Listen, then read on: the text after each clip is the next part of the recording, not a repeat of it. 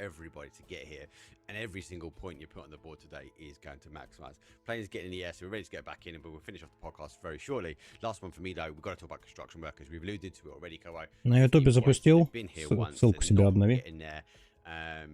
Again, a team which have got everything to gain, as you say. Every point that team puts on is huge. I just want to see them put more than 15, though. They need more. They need a lot more. And they had one chance, and it didn't really work out. They've missed on a bunch of weeks. And I think they need to convert at some point to also convince themselves that they can do it. Obviously, they could come back in the last week and do it there. They have the potential. They have the skill on the team. But everybody's looking at them and going, okay, like, what's going on? How are you guys not higher up on this leaderboard, right? They are beaten by teams that nobody had expectations for. And I think for everybody watching and for themselves, it would be really good if... Слушай, он автоматически подключился у меня. Сам. Ну, хорошо. Видимо, надо было обновить какие-то эти, потому что сейчас он автоматически сам подключился к твоему ютубу.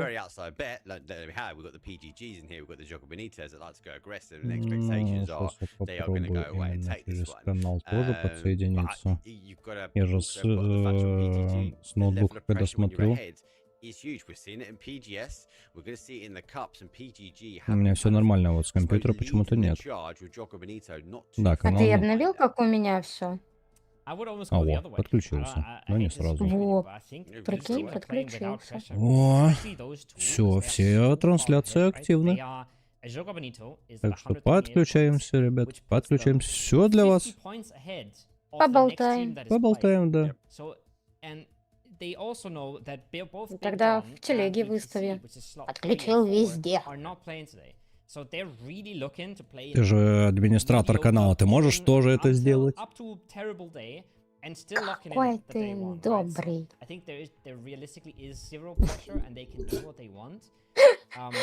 Переложил ответственность, короче.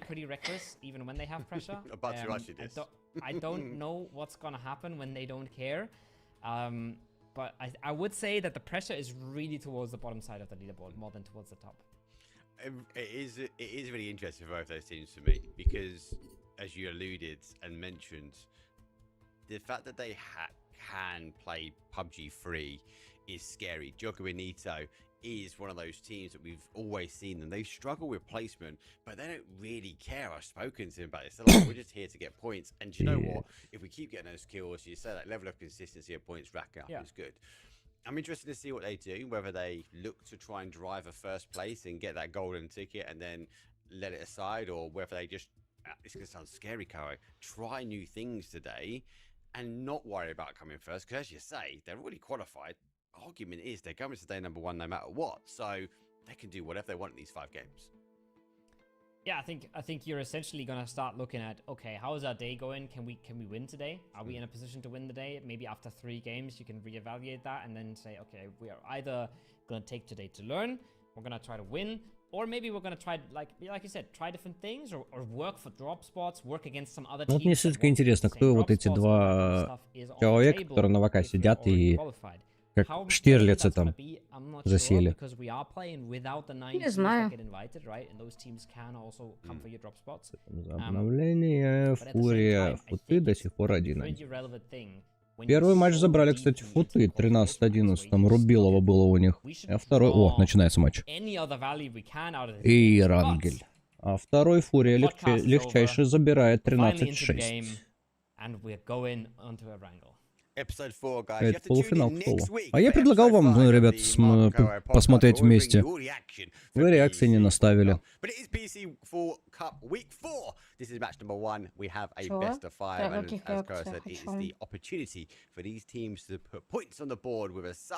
Ого-го-го-го-го-го-го-го-го. Почти половина лобби вылетает в северный и южный Жоржик. Там будет сейчас Месилова.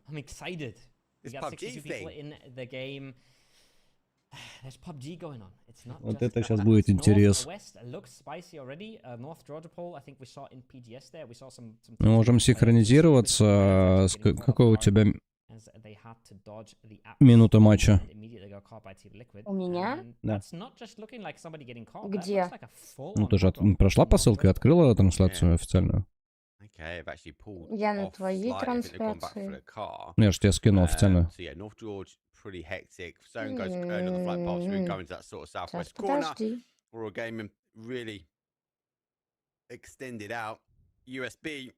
Если я перейду по ней... And they're actually going to cut them off here. If they can pick up the individual player here, if they can, they will be all right. But they need to get looted pretty quickly. And they haven't got the vehicles to get mobilized. А где мне посмотреть? Правый Тайм верхний угол. минута 50. Минут 50. 51, 52, 53, Отчитывай, 54, отчитывай, я 55, синхронизируюсь. 56, 57, 58, 59. Дальше. 2 минуты. Угу.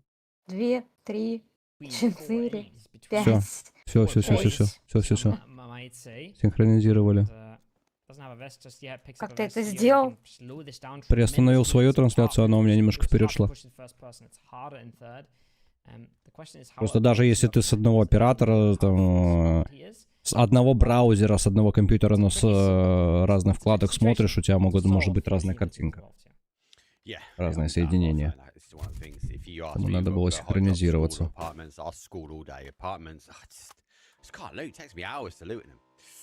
So we're going to disengage and rotate their way around. They go around to that sort of north. So they're going to come in that north side and maybe isolate. So а почему в таблице 3 команды не участвуют? USB-шки, NoTag Team. Хотя вот я NoTag'ов вижу сейчас на карте. Вот нам их показывают прямо сейчас. А вот в турнирной таблице они серым выделены.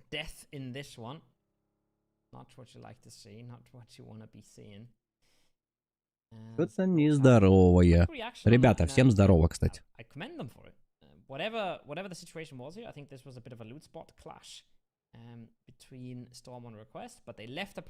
Если я вам мешаю, я могу покинуть стрим, но с вами останется Наташа. Так что давайте активнее. А Наташа тут при чем?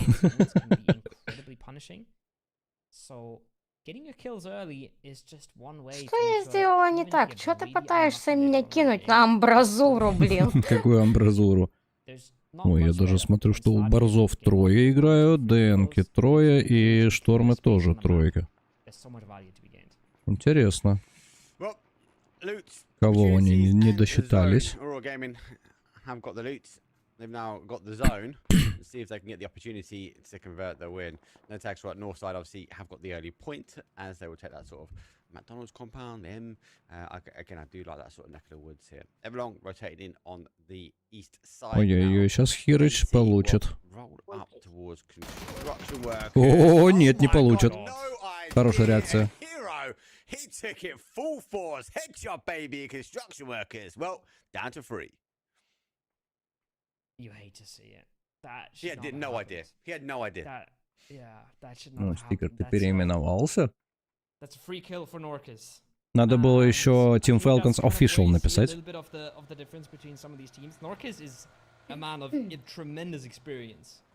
Я не сказал бы, что боты, знаешь, вот турнир тир 2 и тир 3 команды иногда бывает даже интереснее, чем в тир 1 лобби. Так что не нужно ребят называть ботами, они действительно иногда такой класс показывают. Спикер, привет.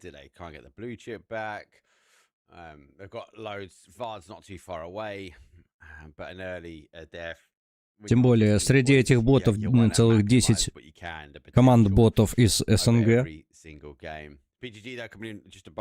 Или 12, по-моему, 12 команд ботов. Сейчас посчитаю их. Где там пеки? Акацуки раз, Аврора 2, Алгери 3,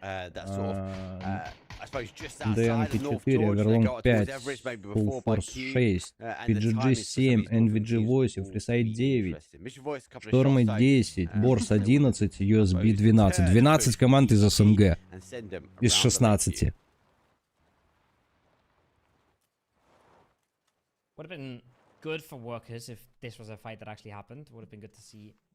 Ребята, лампово-разговорный стрим, поэтому не стесняйтесь писать в чат. Я специально именно таким образом хочу иногда проводить трансляции, чтобы просто пообщаться с ребятами. Комментировать нет желания, потому что я сегодня уже откомментировался, у меня и так голоса почти нет.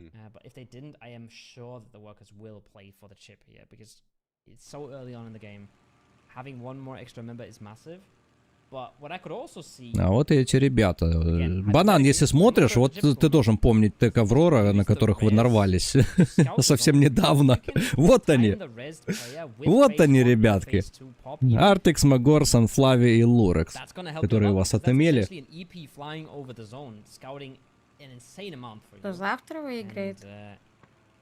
Черт его знает, кто завтра выиграет. Если Falcons возьмут себя в руки и не будут прыгать на ликвидов, то могут и выиграть. Если нет, то там целых три команды из Кореи намереваются их догнать.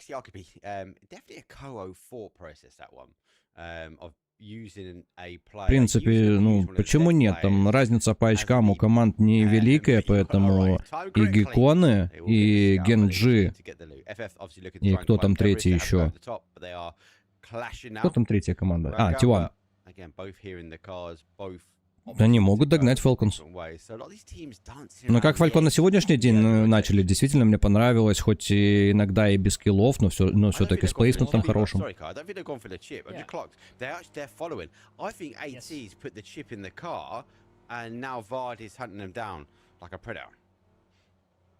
Yeah, I think that's pretty likely. He wasn't going straight for them, so there is a world where they did not get the chip, but he is chasing them right now, and he is looking at them at least, tracking them down. I don't think they're looking to engage here, and they have to be careful not to get camped as well, Mark, because obviously, if you're taking the chip, you should be well aware that you might get chased, and you already have man advantage, so setting up a camp can be fairly doable for a team like AT here. But they clearly didn't leave the chip behind. So either they blew it up or they took it with them. Both viable options. But they really wanted to make sure that this is not an easy pass forward. Они боятся Дэна, что их здесь похоронят сейчас. Одна хаешка в эту будку и все. Wherever it is, Vardy's following the same path as them. The zone shift though does happen. You can see it goes back down towards the southwest corner. Кружок интересный. На береговую линию. И почему-то туда до сих пор никто не заселился, только вот USB-шки переселяются.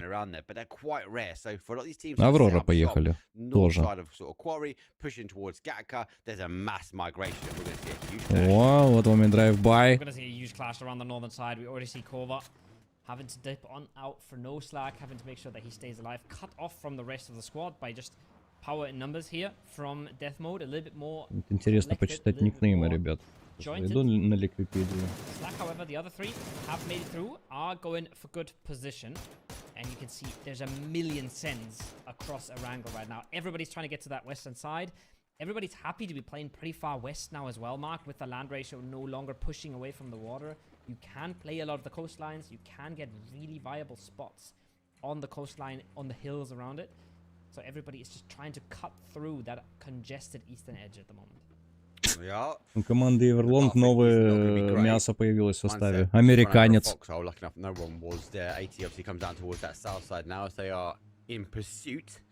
Benito is ahead, but Benito is split. So AT with the flying V, looking to try and climb up and around Primorski and coming on that south side. Benito's got to be a little bit wary about where they're going with this, where they are taking this. Gonna have a look on in. Gonna be drive scouting quite a bit, but this is a full-on clash here on the other side. A team that started with 3, they are getting the opener here, Mark. Death Note opening up on Akatsuki. Yeah, they've opened up again. These teams sort of had to follow in. There's limitations of where you're going to go. And I think they both clashed and ended up being in the compound at the same time. Akatsuki, okay, now on the hold. 3 versus 3. A bit of a standoff. MP5 in hand. Dangerous, but a very hard push for these guys. Gotta be cautious. More teams are coming their way. Ну, ты что, тоже можешь спрашивать, если тебе, может быть, что-то непонятно в действиях кого-то? Да, мне все непонятно.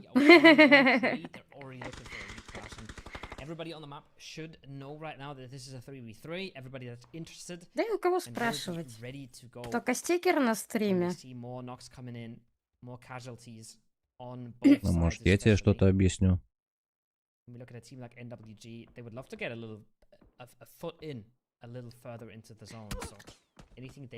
Я никогда не могу уследить за тем, как они быстро переключаются, кто где. Ну, когда привыкаешь именно к одному лобби, когда смотришь тир-1 команды, и ты, в принципе, всех этих игроков знаешь, понимаешь, тебе достаточно только на логотип команды посмотреть, чтобы понять, кого показывают. Вот. А вот когда играют такие вот команды, которые не всегда как раз появляются на тир-2 уровне, то здесь несколько сложнее. Тут нужно смотреть как раз, когда покажу сейчас основную картинку, когда уберут мини-карту. Левый нижний угол, там написано название команды плюс каждый из игроков. В самом центре его как раз сам человек, да, никнейм, Кантикс, в свою очередь. И он сейчас вот, если в киллфит, справа сверху, где время, там появляется киллфит, только что сделал нок. Нок, значит, вырубил игрока, но еще не убил.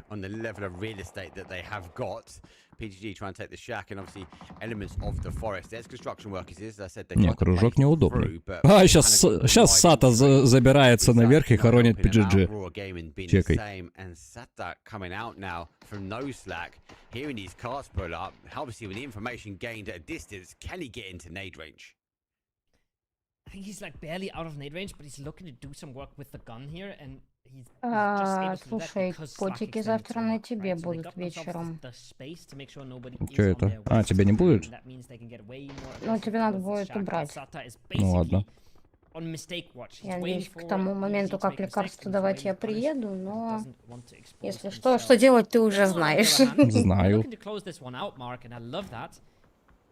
But shotgun on Это the other называется, side. когда ты переживаешь, что Fully alone. он не сможет накормить just like кота that, лекарством. you're down. Нифига. Один раз выслушал, все, уже знает, как это делать. Мне достаточно один раз сказать, и все в порядке, как говорится.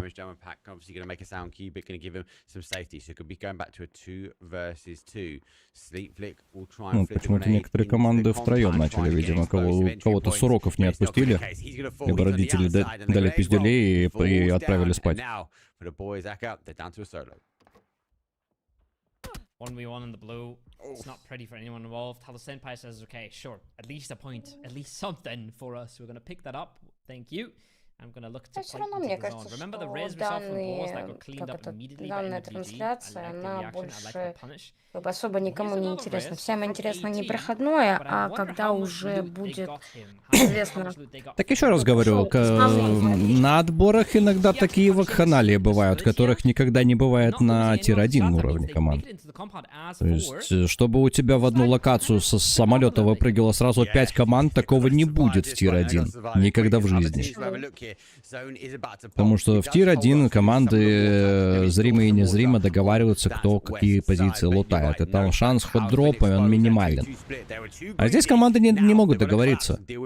Они, в принципе, вышли в первый раз в это лобби, и куда будут прыгать, туда и будут. Этим и интересен турнир менее известных команд, и именно из-за непредсказуемости. Any bit of blue zones, especially two of them, would almost entirely close out their game. There's the first blue zone. It bounces over the roof. That's a bit of a risky bounce. I'm not sure if that's Не, ну PGG такое ощущение, что заехали в лобби. Их сейчас просто будут выкуривать с этого домика.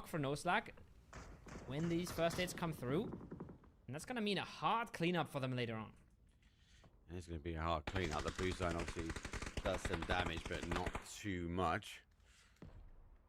There might be a double, would be the better. PGG still holding the angle, still holding their one compound, which is good. But for now, it'll be a standoff. Other teams now look for entry points into zone, and it's, I suppose the vast majority are now looking for points, knowing they've not got entry. It's brutal. It's a brutal zone for a lot of teams, especially on that eastern edge. Now we already see a lot of work being done towards the construction. Я тут решила параллельно посмотреть кап-игры, которые можно поиграть. Что интересного откопала? Слушай, я нашла прям список.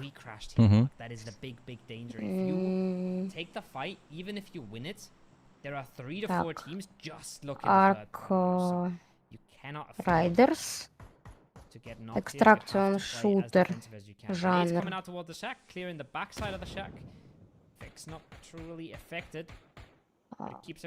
Borderlands 4.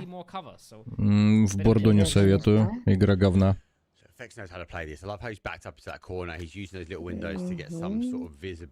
Ну, сплитфикшн мы прошли. Кто не видел записи, можете посмотреть. На любом канале записи имеются. На Кике, по-моему, нет, а вот на ВК и на Ютубе в записи можно посмотреть. Какой-то...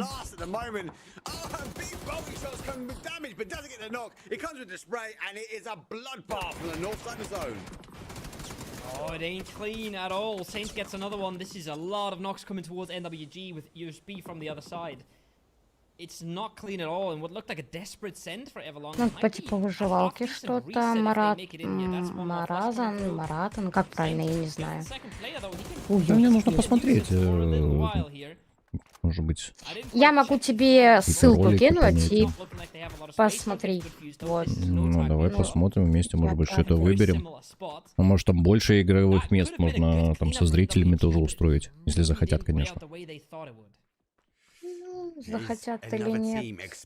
Сейчас тебе ссылку кину, но я просто ввела в поисковик. Кал поиграем. Решила посмотреть. 18 holding the south side. They look like they've gone for the wars. No helmet for some. NWG explodes as they were looking to try and, I suppose, grab hold of something in zone while taking the fight against Everlong. Everlong now on the outside. Neighbouring though, a little bit over towards the east. In the centre, this north side of zone is USB. So again, they will have a stopgap as they have 4 players. You can see them now consolidating in and holding at the base of the mountain. Вот есть какая-то игра, Дун... Блять, я не знаю. У меня проблемы с чтением этого слова.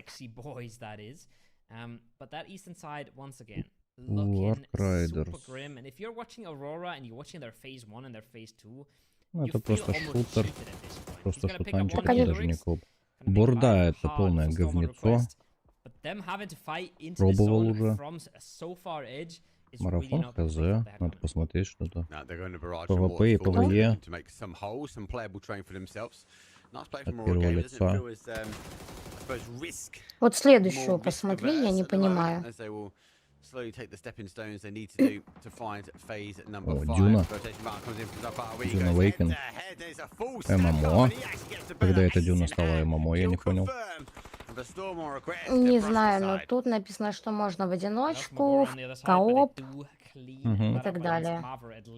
Пиздец, аватар в игре вышел, вот это что-то новенькое. А, юбики выпустили.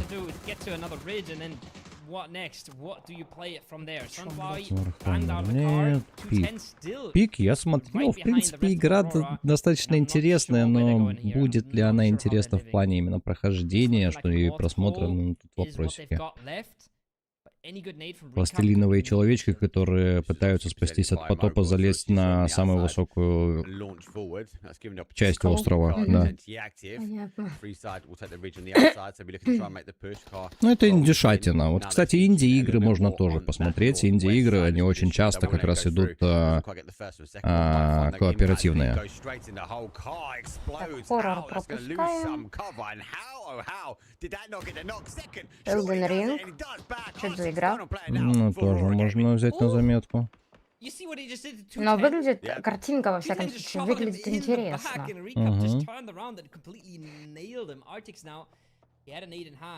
Совместный режим для 3 игроков. Управляйте самобытными героями, своими способностями и достоинствами. Каждый из них по-своему силен, но вместе они образуют удивительную, слаженную и мощную команду. Во. Ну, может, можно вдвоем, потому что я пока выбирала для двоих. Ну, так а чё нет? Я ж ребятам тоже иногда вот прописываю в чате, что... Ой, в телеге тоже, что Почему бы и нет? Не только же мне с тобой играть, можно и со зрителями тоже. Вот как раз втроем мы можем вдвоем взять и кого-то там добрать из чата. Надо посмотреть, надо вот сделаю там, не знаю, скриншот. Посмотри, Да. Пауэр. Балдурне. Интересно. Палворд. Какие-то. О, это что за покемон? Да. Так Палворд это и есть покемоновая какая-то игра, правда, я не понимаю. Не смотрел, как в нее играть. Тут пишут нам, нет? Никто ничего не пишет.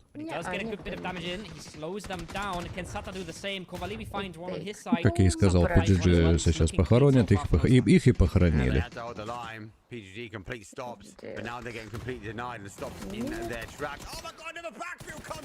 Takes Two мы с тобой играли, Last Epoch, но что-то в стиле Диаблы. Way out. Sea of Thieves. Ну такое. Не хочу я возвращаться в эту игру. Тем более там подписку Xbox Game Pass покупать каждый раз, но слишком дорого выйдет.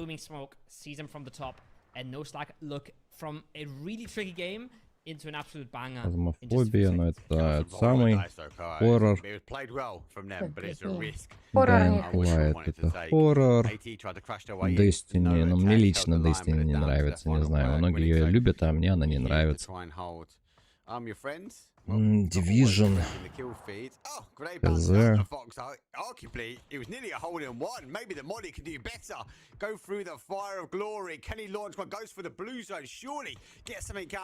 Cry. Я вот не помню, а что, в Far Cry можно играть в коопе, что ли? Не знаю. По-моему, это одиночная игра.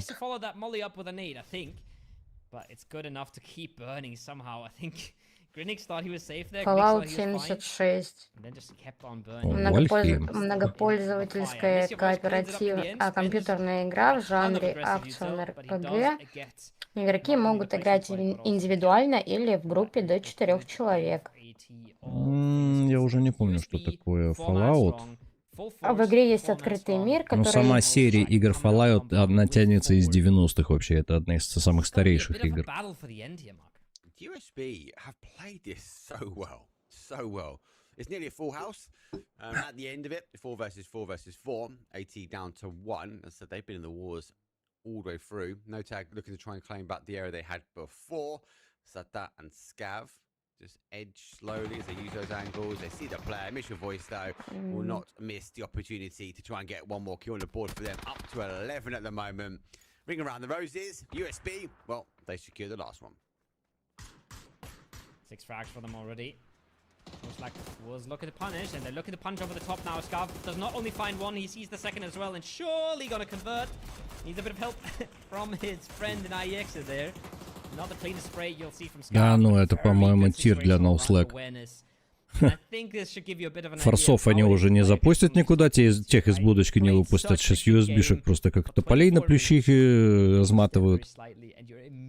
Просто бегают перед ними. Не, Slack сейчас забирают эту карту.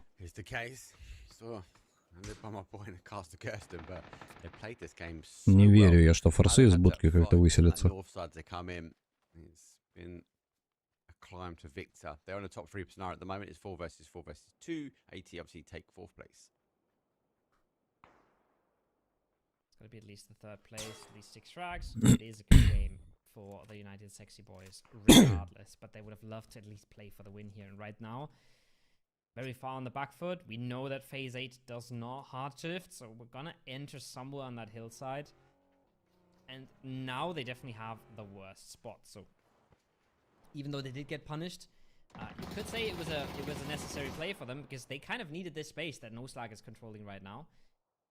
But there just wasn't enough support there for the rest of the team. We're going to wait 40 seconds for this phase to lock on in phase 8 to reveal itself. I would be surprised if we see a ton of action before that, because right now nobody has to move. And everybody would at least like to have the full picture before they do. I like this though. This is King of the Hill. Old school. Ну, кстати, тебе может понравиться Рафт, например, если ты долистала до этой игры. Кто? Рафт. Там, кстати, вчетвером можно.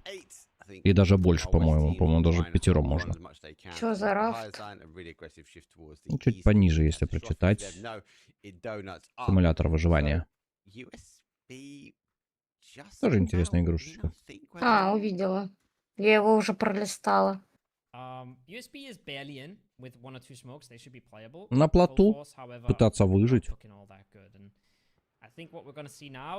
Ну, мне кажется, такие игры надо делать под запись. Вот просто записал и выложил. Потому что проходить ее на стриме в онлайне, ну, мне кажется, это будет слишком долго и много. Не всем хочется смотреть эти стримы по 5-6 часов. А за 3 часа ты мало там чего успеешь. Но мне так кажется. Кому как. Если кто-то хочет в ламповой атмосфере посмотреть, то почему нет? Ну, как вариант.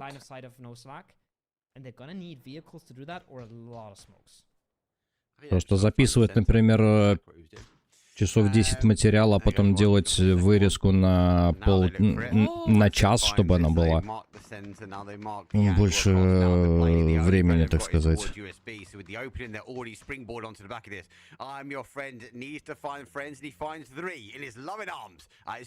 Кто-то смотрел, форсы все-таки из будки вышли.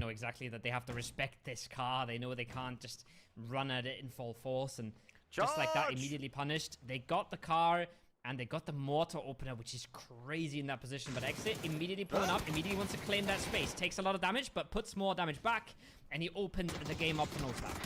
He does open the game up. They exchange there. One more back for the other side.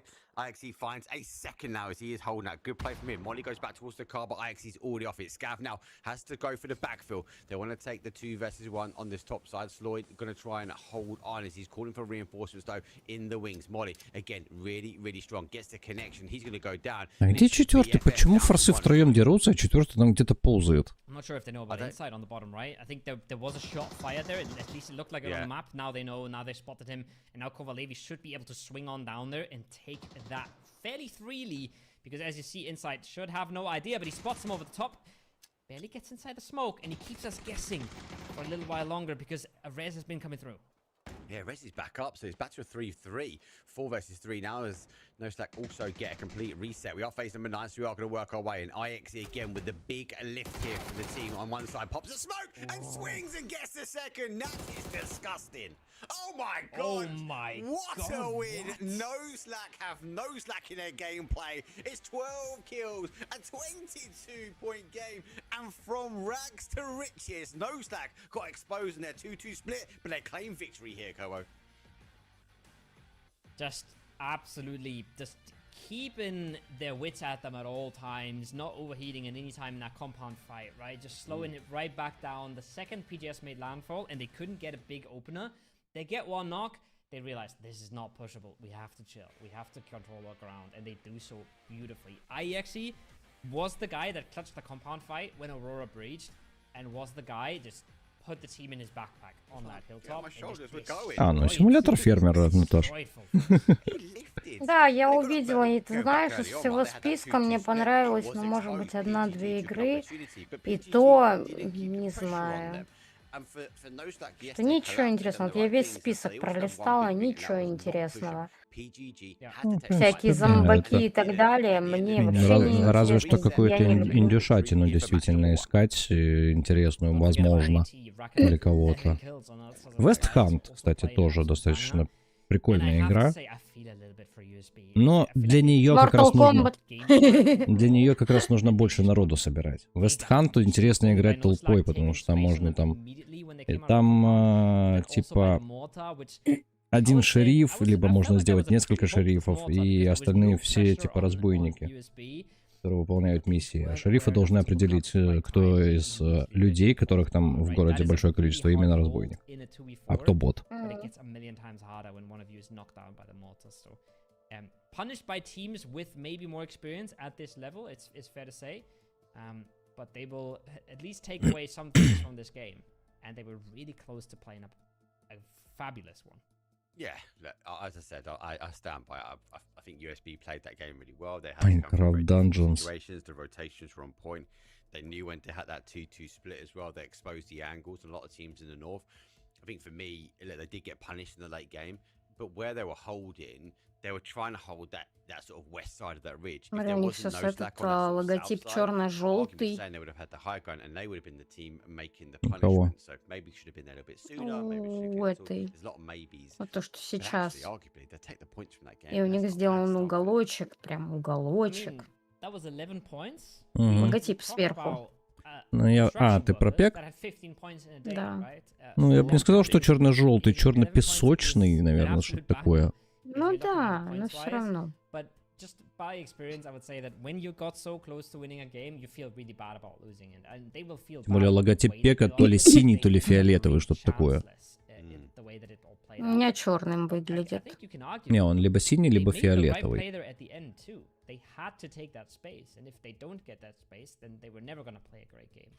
Да, в принципе, из этого списка тоже много чего.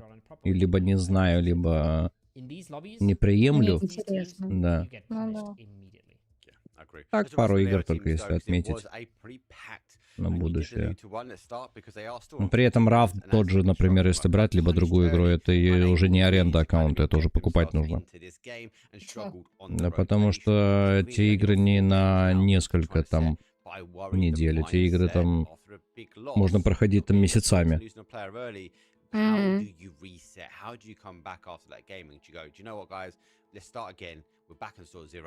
Still on 0, and let's get some more points on the board. Yeah, I'd be really interested to see how that works out for them, because I don't know exactly how Norcus is on that front. I know that Fex and VAR, they're pretty quiet guys, right? They're not visibly upset a lot of the time, but they're also not super happy, energetic guys, so I don't... Так, ну что там, Slacky 22, Giri 15, USB This was always going to be a really hard game from them. They come from the eastern side, and we got 4 hard shifts to the southwest, right? But starting the game off like that, Destruction что-то с нулем, штормы с нулем. Одни из сильнейших в этом лобби. Ну, чисто по именам. И все, что никто не пишет, эй.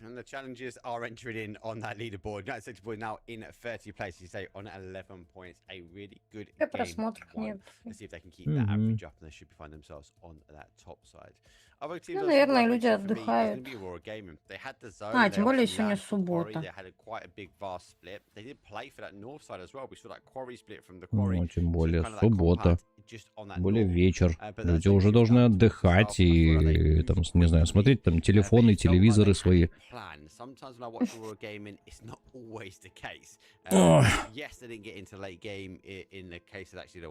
Как говорится, как в том мультике. Хочешь пирожного, хочешь мороженого, а он забор красит. It's tough that they lost to Gore in that forest fight. They would have loved to have a bit more numbers up. But it was tricky, it was tough, and they were stuck between multiple teams. They got shift after shift against them, and you have to, sometimes in PUBG, you have to understand that not every game is the game where you can get 11 points. Not every game is the game that you can win, and as long as you get something out of it, which they did, I think that's fair. They will know better what mistakes they made or didn't make. But overall, I think anybody that came in from Eastern Sports had a really, really tough game ahead of them, and we saw a lot of them falter with very low single-digit points because it was just so tough. There was not a lot to play in the zone. I feel like the only team that really sort of won the East battle was AT in my eyes. Obviously, they early knock on obviously on towards construction workers, but that rotation down towards the south side, they applied pressure and took out Jogo Benito. That went in and around obviously Morsk. They were, for me, the successful team, and they, again, maximized the amount of points. I think they also knew they weren't really going to go much further from where they were, so it's about survivability and actually getting those point averages. В Dota 2 это самый, как его, мировой рекорд. Топовый чемпионат сейчас идет, International, и все 4 команды, которые вышли сейчас драться в полуфинал, все 4 команды из России. Кто бы не выиграл, выиграет Россия. Разве это плохо? Хотя Spirit... Team Spirit зарегистрированы в Сербии. Да, понятно, что это российская организация, но они зарегистрированы в Сербии. Пари, по-моему, тоже не совсем русская команда, если по регистрации смотреть. Яндекс согласен. Бэтбум согласен.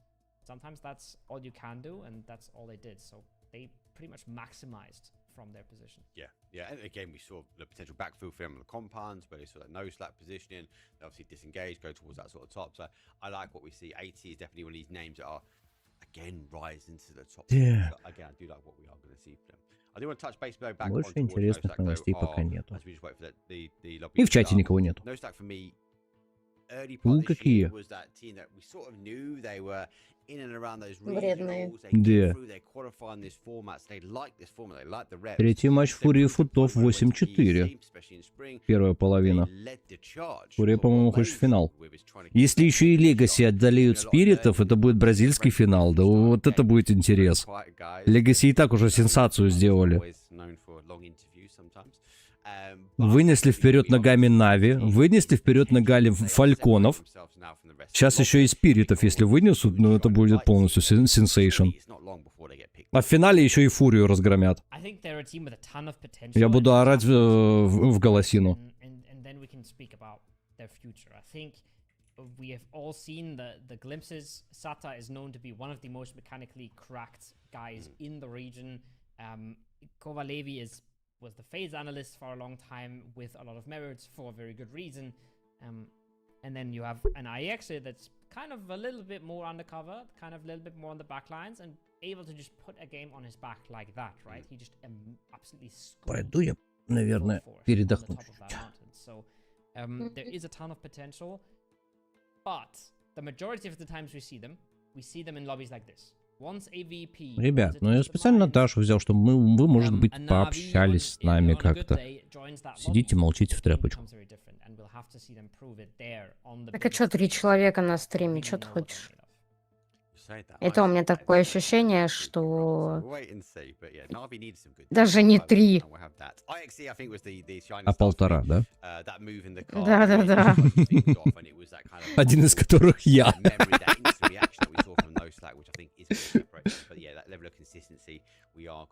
Ладно, скоро подойду.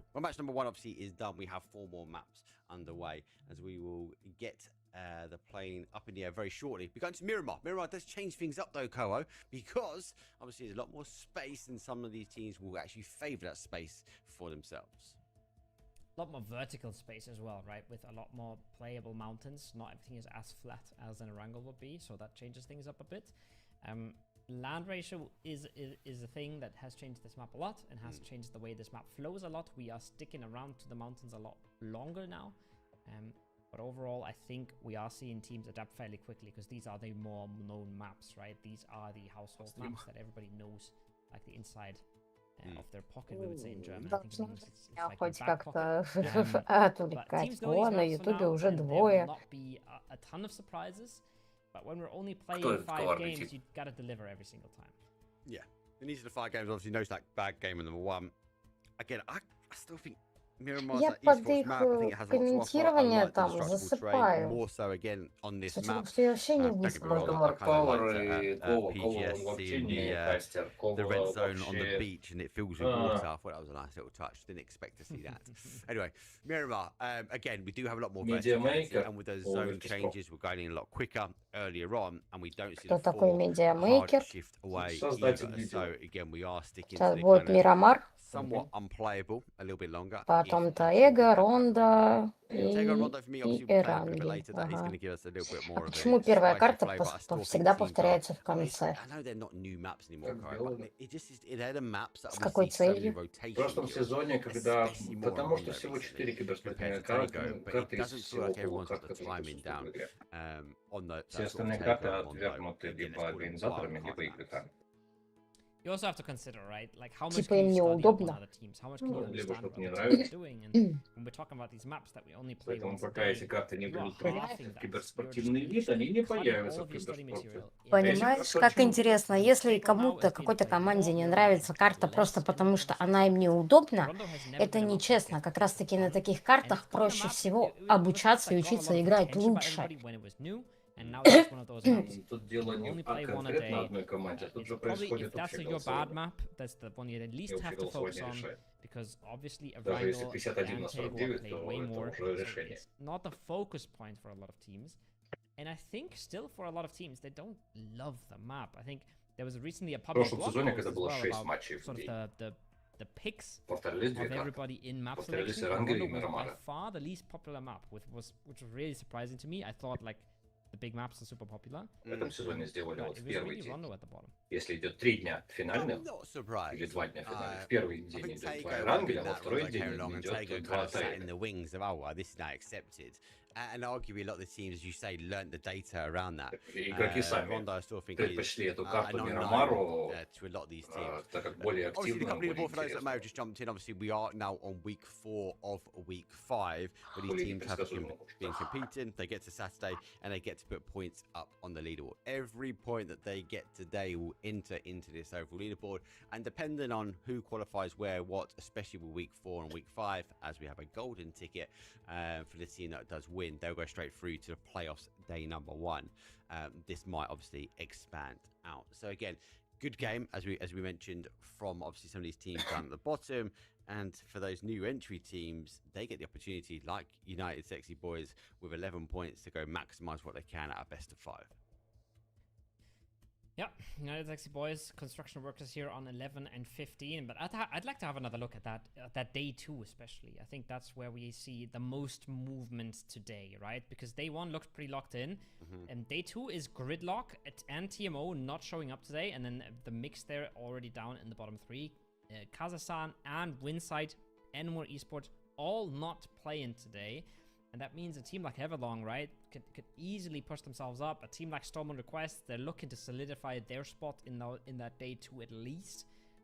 Maybe even climb all the way up to day 1. But there should be a lot of movement around this side of the scoreboard, and we're going to see the gaps slowly but surely shrink. And AT already pushed themselves into day 2. One more game like this, and they're pushing themselves almost into day 1. I can see AT go for day 1. And you're right, like for me, the myth off, they're going to drop out. Like they're not back. They can't put any more points on the board. They have to try and roll the dice again for next week. And again, we look at that team. I know you know the boys, but like just listen to that. Shouldn't be sitting in this position where it's a day 2. You'd expect them to be going for day 1. The argument is they have to come back next week and go for a win, because I can't see him going from this point up. I can see him ending out today on a potential of a playoff in day 3. So they have to come back with everything they've got. And arguably, I think the only thing they can take away from next week for the Myth-Off, who are not here this week, is a victory. They have to win the lobby. Yeah, I think, well, there's 2 ways, right? I mean, but they are going to drop down. They're going to drop down to maybe an 18th today and barely being in for day 3. But as I alluded to earlier, no one's happy with day 3. Day 3 is really a consolation prize. It's really not where you want to be at all. It's a best of 5 where you have to get top 3. You have to immediately perform out of your mind to make it out of that day 3. And then if you get 4th, you're just immediately sitting out the finals. You're immediately going to next week and you're playing another best of 5. That's not a great spot to be in. And for a team that has made it to multiple cups, they would love to at least. О, первые сенсации есть. I think that would still be possible. Футы одолели Фурию, ребят. They'll have to fight for it. They'll have to work for it. They are a team. The Myth-Off, just some stick, but I think you'd be looking at a team like No Stuck, we're at the same level as these guys. We've scrimmed with these guys. We can beat these guys, but they are just getting that little bit ahead of us. And now it's the second time this year that it's happening. You have to potentially look at yourself and go, what am I missing? What is the secret sauce that I need to be bringing? And for the Myth-Off, they need that consistency. Not making week number 1. Now I'm not making week number 4. They only got one more opportunity, but they've got to do it again. They've got to sign up. У тебя, короче, сразу тоже несколько трансляций, да? Sign up at home. What you need to do is get yourself on the website, register your team, and you'll be able to compete on Monday. You need to work your way through half the lobby on Monday, half the lobby on Tuesday, and a round robin on Wednesday. If you can do that, you find yourself here this time next week. And if you and your team find the victory, you're going straight through to the playoffs. Day number 1 for PEC, where arguably, actually, there's no argument now. It's the last chance for these teams to qualify for the regional or the global circuit of the regional. Да, у Фурии попахивает дисбандом. Что-то они последние турниры из рук вон плохо играют. hopes up for А футы, возможно, идут к первому титулу. We're gonna go through this day, and a lot of teams are gonna improve their spots, but there will be a few that don't even make it from playing 2 to 3 days of this, right? So that one pop-off performance can get you a long way, and it should be a good reason to show up to the scrims and show up for your chance to make it. Just a quick reminder, guys, all right? We're not just yapping because we love to yap. We're waiting for the players to get ready. We are starting the game here any second now. We should be well on the way for our Miramar. And if you got tired of our faces, don't worry. You won't have to bear with us all that much longer. They get us as quick as they can. Yeah, I think there's a technical problem with one or two of the players that are crashing at the moment. So the guys are just looking at it. We're going to hear from obviously the control room shortly. But obviously, yeah, 4 games, as you say. Look, just win. I think that's a big statement, Koho. But arguably, it's a possibility. A bit of PUBG luck, some zone love comes your way. You get fed some kills because you've got the compounds. And if you know what you can bring to the table, you might find yourself. So like these teams that have entered in, we've just seen one of them come in now. United Sexy Boys, which haven't competed in weeks 1 to 3. And they're already nearly going to be qualifying for the regional circuit. All they need to do, arguably for this team, is they continue United Sexy Boys today and get the top of the table, they will punch a ticket straight through to the playoffs day 1. Yeah, and they could easily do that by just playing 3 good games, right? Right now the cutoff is still pretty low because nobody is making every single week. Nobody is managing to consistently qualify. So just a couple of good games is enough to push you in and get yourself a chance and get yourself some of these bragging rights.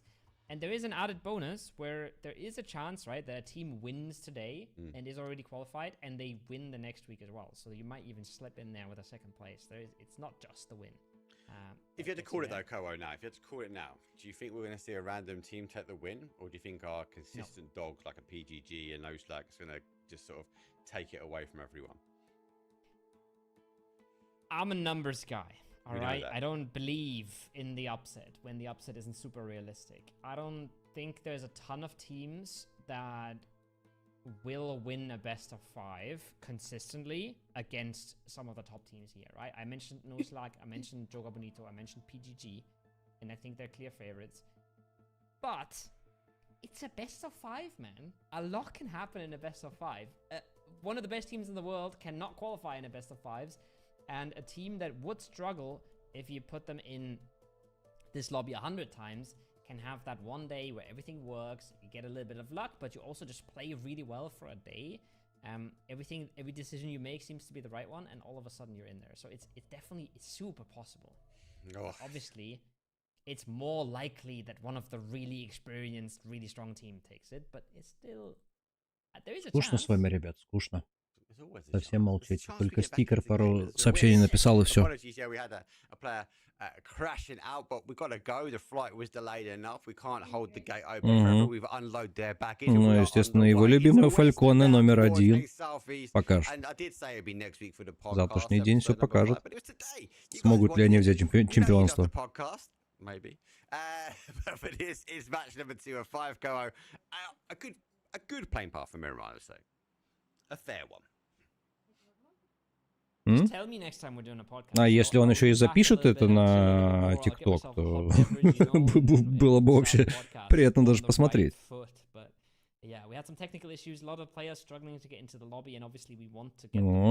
ноутек и Джога Бонита ходроп.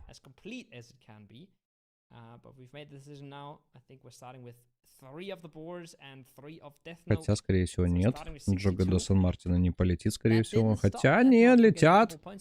Летят Сан-Мартин. Будет драка, наверное. Правда, не всех, не со всеми.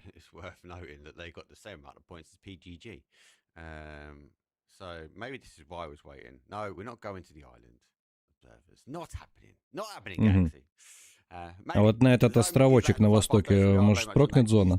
Может, увидим вакханалию плывунов? Open to being overrun, especially for Vard, who'll go for the loot of the compound, but he has to be very cautious. I think there'll be a call quite early on to consolidate down, if not to a complete 4, to a strong 2-2 split. Yeah, this is one of those where you gotta pull out real early if you're Vard. Not just because there's other teams that want to take your compound, but also because they know exactly that you landed there, right? And the recap should have a good idea. Sorry I'm Crazy might not be super interested in this compound, or the rest of Freeside, for that matter, because they have good options themselves. But taking a frag against a team that's looting right next to you is something I get very excited about. That's something I nerd out about. If I'm Freeside and I manage to kill a Vard, and I manage to keep his chip, I will know the entire game that there is a 3-man somewhere around Impala, and I can punish that at some point. I can abuse that at some point. So it's not just the kill point, it's way more than that. So once again, if they, for example, see Vard's truck here between the concretes, and they can manage to have a player look at that truck while 3 other players are pulling up, that is a great way to get yourself a kill and have a weak team next to you early game. We had a weak game number 1. У меня еще на фоне играет видюха, ну ты знаешь, кого я смотрю. И сижу, угораю, потому что там такие ржачные моменты в видео говорятся, рассказываются. И сижу, угораю. Да,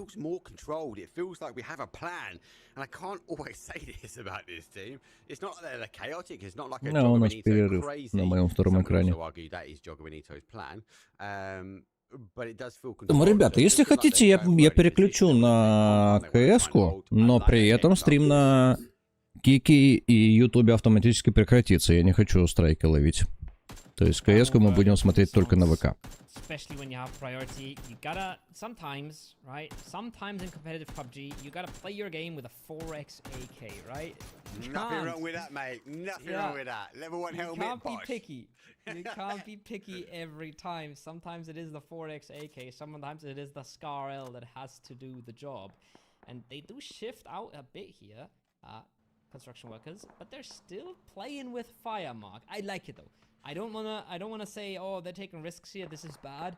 I like that they're still daring to take risks, because I would be a lot less hopeful for them if they sat 4 guys in one compound. That being said, I'm watching them upstream. No, they're taking too many risks. I'm seeing them take a little bit too many risks, but I think they got away just fine. I think Paints is getting away just barely. So they should be okay to reset this. And once again, I like the initiative. I like seeing them play with a bit of guts. Oh yeah, agreed. And look, they've opted to come more south here, so they will opt to go away from the drop or game and do find themselves a nice little P90. Recoup for Freeside did take that compound. We saw Vard was in.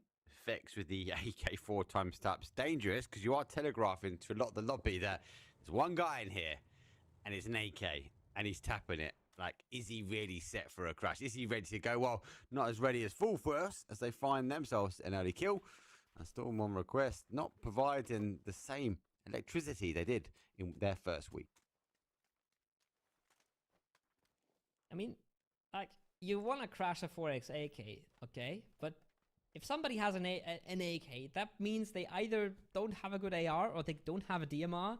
That gives them a lot more slots to have some gimmicks in there, to have a double barrel shotgun or anything of the likes in their inventory, right? Or maybe even if it's just an MP5 or something, they could have an absolute close range menace in there. So you gotta tread carefully, even when you hear guns. Я попробую сейчас категорию изменить. You gotta tread carefully. Next to Akatsuki, you might get ratted. No but way. Hero got ratted last game, and we all saw how that went. How? He had the slowest vehicle. Death. Yes. Oh no. If he gets knocked here, what a blessing. Basically a VW camper that can do barely 5 miles an hour. It takes some damage, but it's not enough. And AT. Так, ну на ВК я сменил категорию. Теперь категория не PUBG. Теперь категория говорим и смотрим.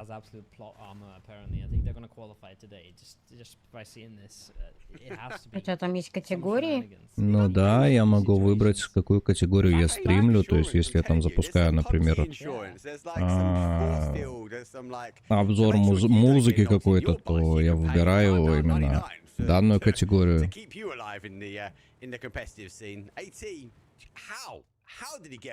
Можешь попытаться как раз на говорим и смотрим проводить трансляцию на ВК, а не на категории PUBG.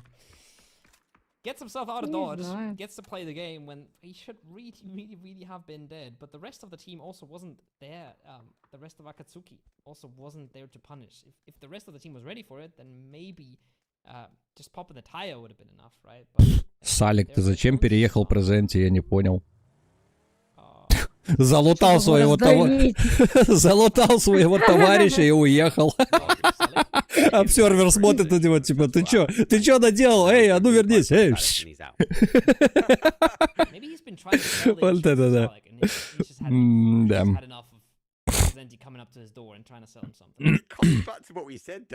Ну, Салик, скорее всего, карточку с него просто собрал, скоро будет выселять его обратно. Сейчас у него по пути будет ресалка.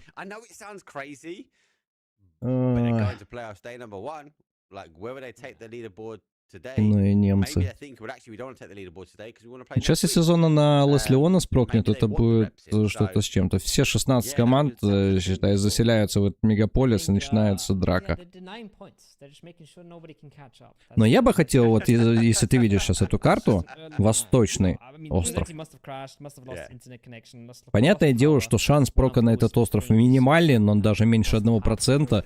Но он все-таки присутствует, он существует. Если когда-то мы увидим прок этой зоны, я хочу увидеть этот интерес. Я хочу увидеть чемпионат мира по там как брас, кроль, что там еще есть у них? Плавание. Чемпионат PUBG по плаванию.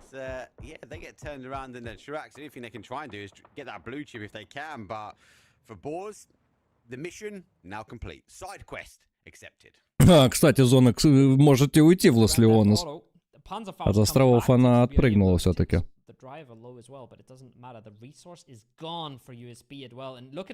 Ну кто? В Леслеонесе уже борзы, USB-шки. Сейчас еще и форсы туда залетят. Да господи, туда сейчас все лететь будут. Ой-ой-ой-ой-ой. AK shotgun. Really surprised if they're not going for it, but it looks like they aren't. Nice, thanks. Get Vard. Vex goes on the other side. Construction workers, though, unable to lay the foundations in the sandy dunes of Miramar at the moment. Getting chased down by an AK shotgun. Everlong have the high ground. They've not been deterred by this temptation to go into Los Leones like a lot of these teams have. Everyone else sit on the outside, and even that southeast corner, aka coming in, no one is there. Everyone ahead of him has moved into Los Leones. This used to be a big old knowledge gap about where zones would go, and a lot of teams were very confused what these mountains would do to these zones. And the good news is it doesn't really matter that much anymore. Не, ну, в Леслеонес действительно сейчас должно быть тотальное заселение, почему-то не хотят ребят туда заселяться. Но, в принципе, на скалы на восток Леонеса может еще прокнуть. К примеру, на Эверлонг, на Форсов.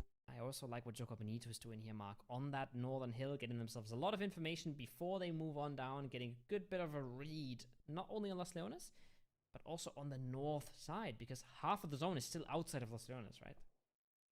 They are. They do, as you said, they had that elevation you're talking about. This could give them a mass scout of information. The question is, what do they do with it, and what fight do they pick to take advantage of first? I think a lot of these teams will sit and wait. A lot of them have extended over. We haven't lost too many moving in towards the city, but it's that age-old tale. Like, you don't want to commit into the city unless you're 100% guaranteed that it is going there, because it's easy to get in sometimes and not so easy to get out. 90 seconds left on the clock before we see phase number 3. I think there'll be a temptation, an argument that Los Leones will hold an element of it, but how much will be the question. El Diablo. El Diablo. We're getting artsy. Getting artsy before the phase pop. It's going to tell us a lot about where this game will go, and it's going to Неужели форсу угадали? Ну, сейчас для форсов будет тир. Если еще Скенен и Минсет к ним поднимутся, это просто тир действительно для команды.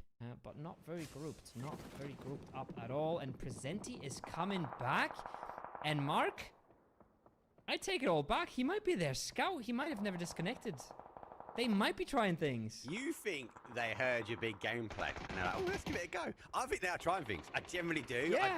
It's not the PGG we're used to seeing, and now they're just trying to see what happens. No Slack on the other side, though, having to try things. It's Jogger, Benito, Cristani finds Santa. He'll go down. Already down and out as well, as No Slack of game one winners now under immense amount of pressure. Scav at least gets one back, slows them down a little bit, looking for a confirm with the nade as well. Gets help from Shamuil from across, just like that. Jogo Benito down to 2 as well. They have to force this fight now, taking a lot of damage on the way in. Scav is going to pose some issues for them.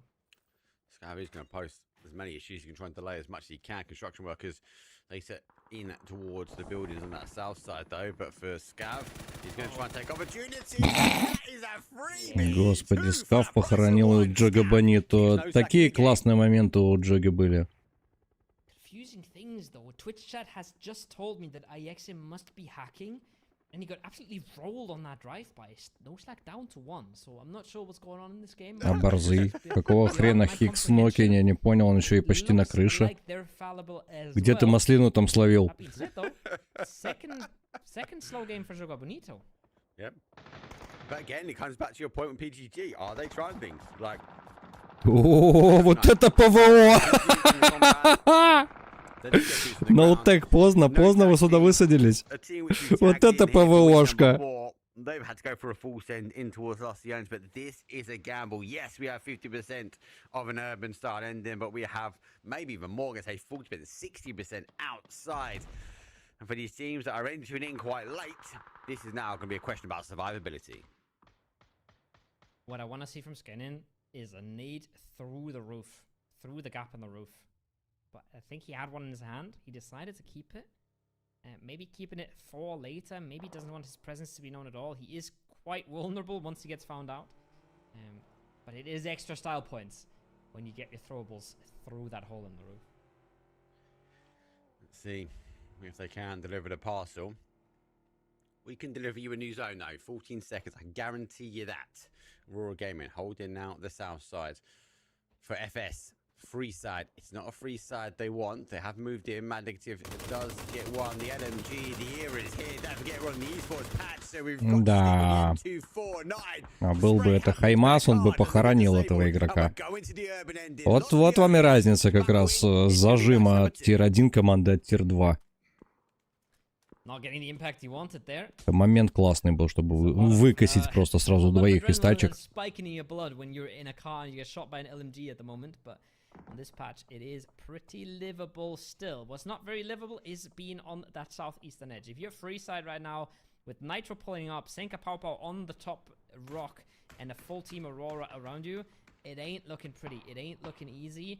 And I think their days seem pretty numbered. As I say that, Context gets knocked on the other side of the map, and that might call NWG for a bit of a retreat. Yeah, I was about to actually highlight NWG's position. I thought it was really Мне кажется, или у тебя даже на ВК зрители ушли. Видимо, тебе не кажется.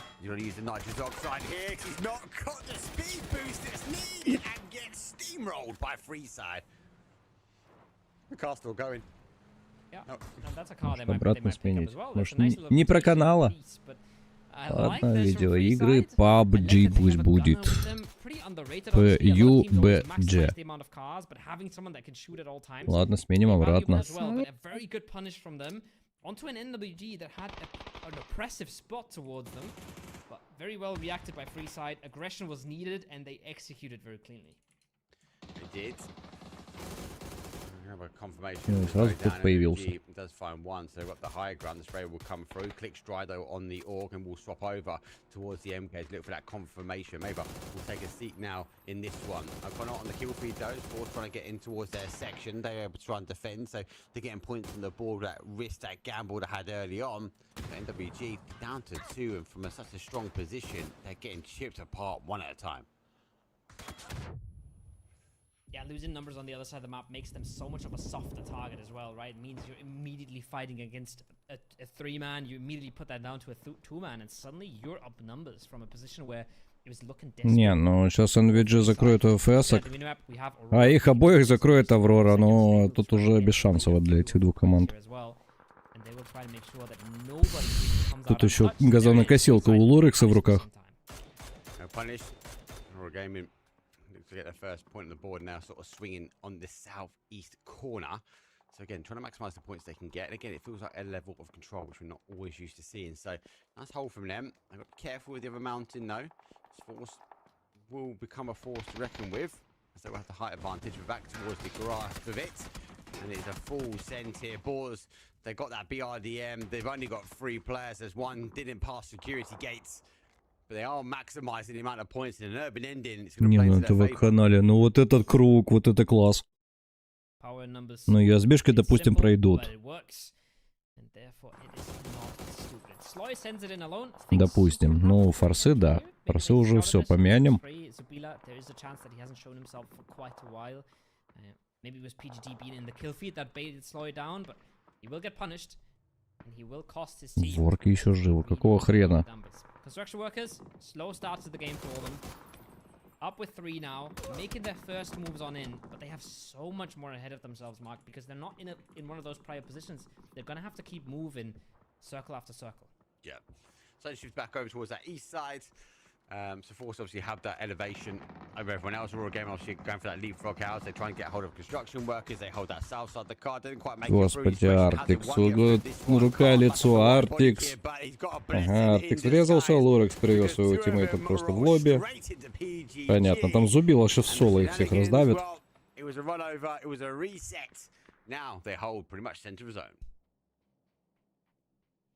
Big stand from PGG. Spila on his own, putting in the work. That's an opener from the construction workers. But once again, they'll have to go far this game.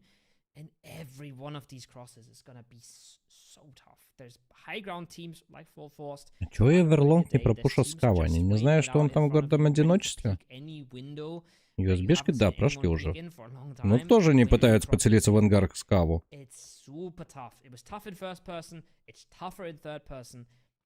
А Кацуки мешают, они вот контролируют этот район.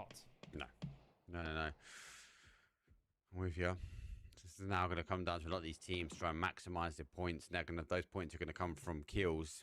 So, we'll have to wait and see.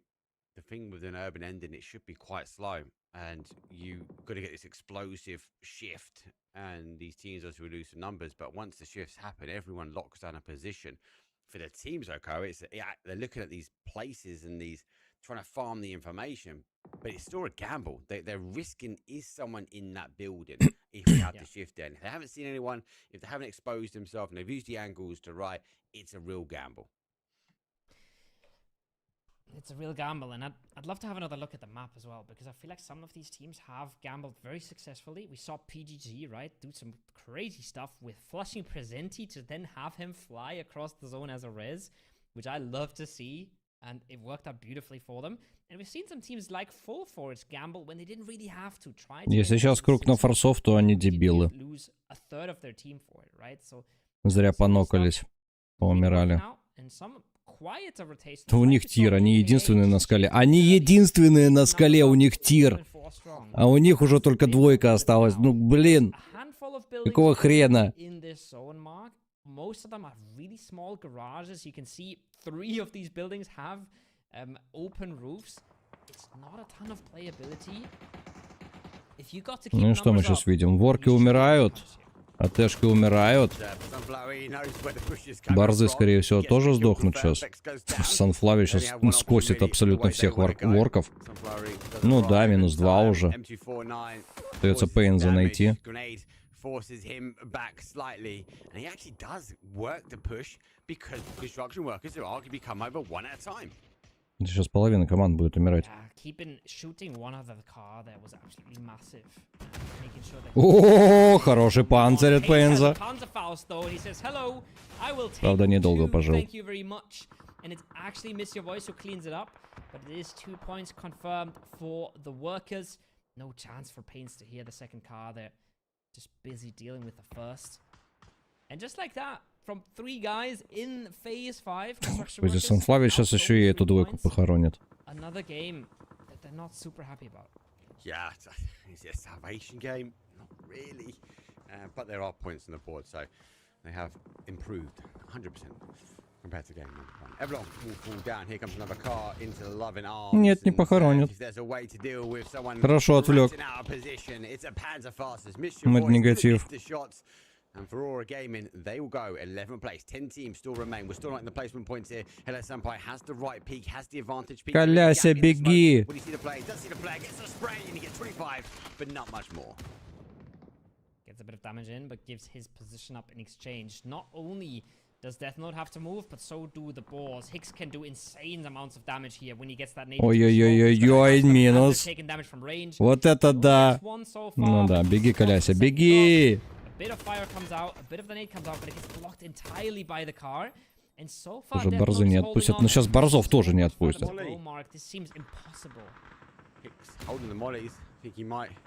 Такое ощущение, что Акацуки в более выгодной позиции за счет всех остальных стоят. Ну да, Хикс дождался. Борзам бежать. На USB-шек. USB-шка уже ждут. From the higher side, and that's forced though, as no one can contest him, no one can get up there, and they can just punish everyone looking to escape the city. Imagine if they had one more guy up there, right? Imagine what they could do, but they're just dealing a lot of damage right now. They're not racking it up, but 4 kills is not bad for this stage of the game. The balls have to make it in, they have to reset. They've used a million smokes to get here. Now they might lose the boom on the other side. Господи, душнило до бум. Что он только же сделал? But it does not matter. The drop shot is clean. Он просто развел USB-шек. USB-шки должны были борзов выбивать. This is already a great game for them. Once again, where do they go in this next zone? Where did it go? Zone comes back towards the northwest, so we do hold on to more. So for full force, they're going to have to come off the high ground. This is a Hail Mary from above. And Molly is going to try and stop. Хороший отзон, кстати. 2 молика, через которые не пройти. They just extinguished it with a grenade? Is that a thing? You can do that? Oh, I need an instant replay to confirm that. I don't think that's a thing. I felt like the molly disappeared when the grenade made a hole. Yeah, I think that is what happens. Yeah, I don't know if that's intentional. They might be making just a hole for themselves to survive a few Ё-моё, как там борзы живут. Они еще и Акацуки сейчас будут выбивать. Форсы до сих пор в тире. Но сами виноваты, что вдвоем только остались. There's a world where that's a thing now. Players are experiencing this. I remember last patch, the smokes weren't dissipating smokes just yet, or nades weren't dissipating smokes just yet, but the deployable cover already was, and everybody was a little confused about what was going on. Ну, не, ну, ребят, ну вы посмотрите, ну это тир для этой двойки игроков. Просто все как на ладони. Только попадай и убивай, как говорится, если сможешь. And are changing the game, are changing util quite a bit. 100%. All for it. Okay, makes the rotation round. As they now have to try and find something as they have to cross. They use the smokes now to sort of block out the line of sight. Double checking, but also telling us that they may not know full information of who and what is in the building. Smoke wall's there, car gets across, able to jump up into the smoke, and now will reach in. On the other side of things though, no tags, have to try and deal with a push. It's a grenade, Presenti bounce one up and it hits the ceiling. PGG, вам будку надо, вам выбивать эту будку и просто заселяться туда. Вас сейчас снесут форсы просто-напросто. Просто взять и забежать в эту будку, выбить последних. Ну так нет, там еще остался Коннелл. Теги еще живут. Не, найден. And they know that that's the spot to be in if you're dodging util. O'Connell cannot outsmart PGG. He had 6 teams alive. Забила пятерочку, нормально. That pushes further out of the city, and another insurmountable task. Вот решил, что ему тоже интересно посмотреть, поэтому лезет на компьютер. Может, он поучаствовать хочет. Так, он не залезет туда.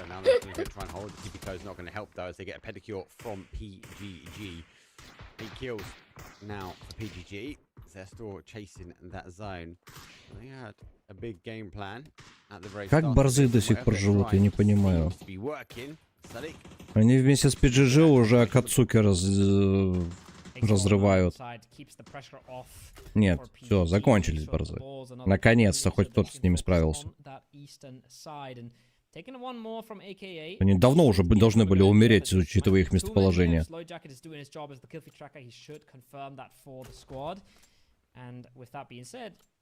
All the lights should be green for them to make a move into full force. They need one anchor, they need one DMR player to hold the top here, and then they should be able to move.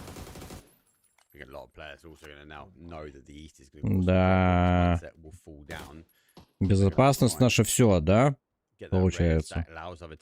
В тире находятся два игрока, форс. И наоборот сами падают. Как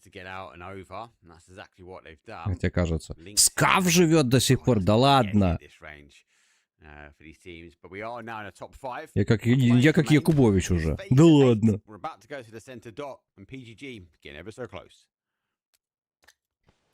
Center is wide in the open, however. It's going to be hard for anybody to get there. Even for full force to get down from the mountain now. They've gotten the points. They've collected their kills. But getting down from here is going to be so hard. Scav nailed. Не, ну надо отдать должное Скаву. Там, правда, 210-й может ему сейчас в ухо выдать маслину. The kill onto 210 here. Make sure he gets another placement in. But if he gets to survive, he'll take that any day of the week. And he might have one of the more survivable spots in the zone here. Ой-ой-ой. Это что у нас было? Ага. The joust happens. It's an up and over. Pre-fires, doesn't quite get the connection. Now comes the charge. There's one, and he catches him and made in. Top four will go. Full force, find themselves back at two. Вот это выход. Под ревайв. That is absolutely big. There's the links down, and I don't know if he has time to drop the links at this point, but that is a big. Не, ну что творит Скаф? Ну такой аим. Не верю никогда.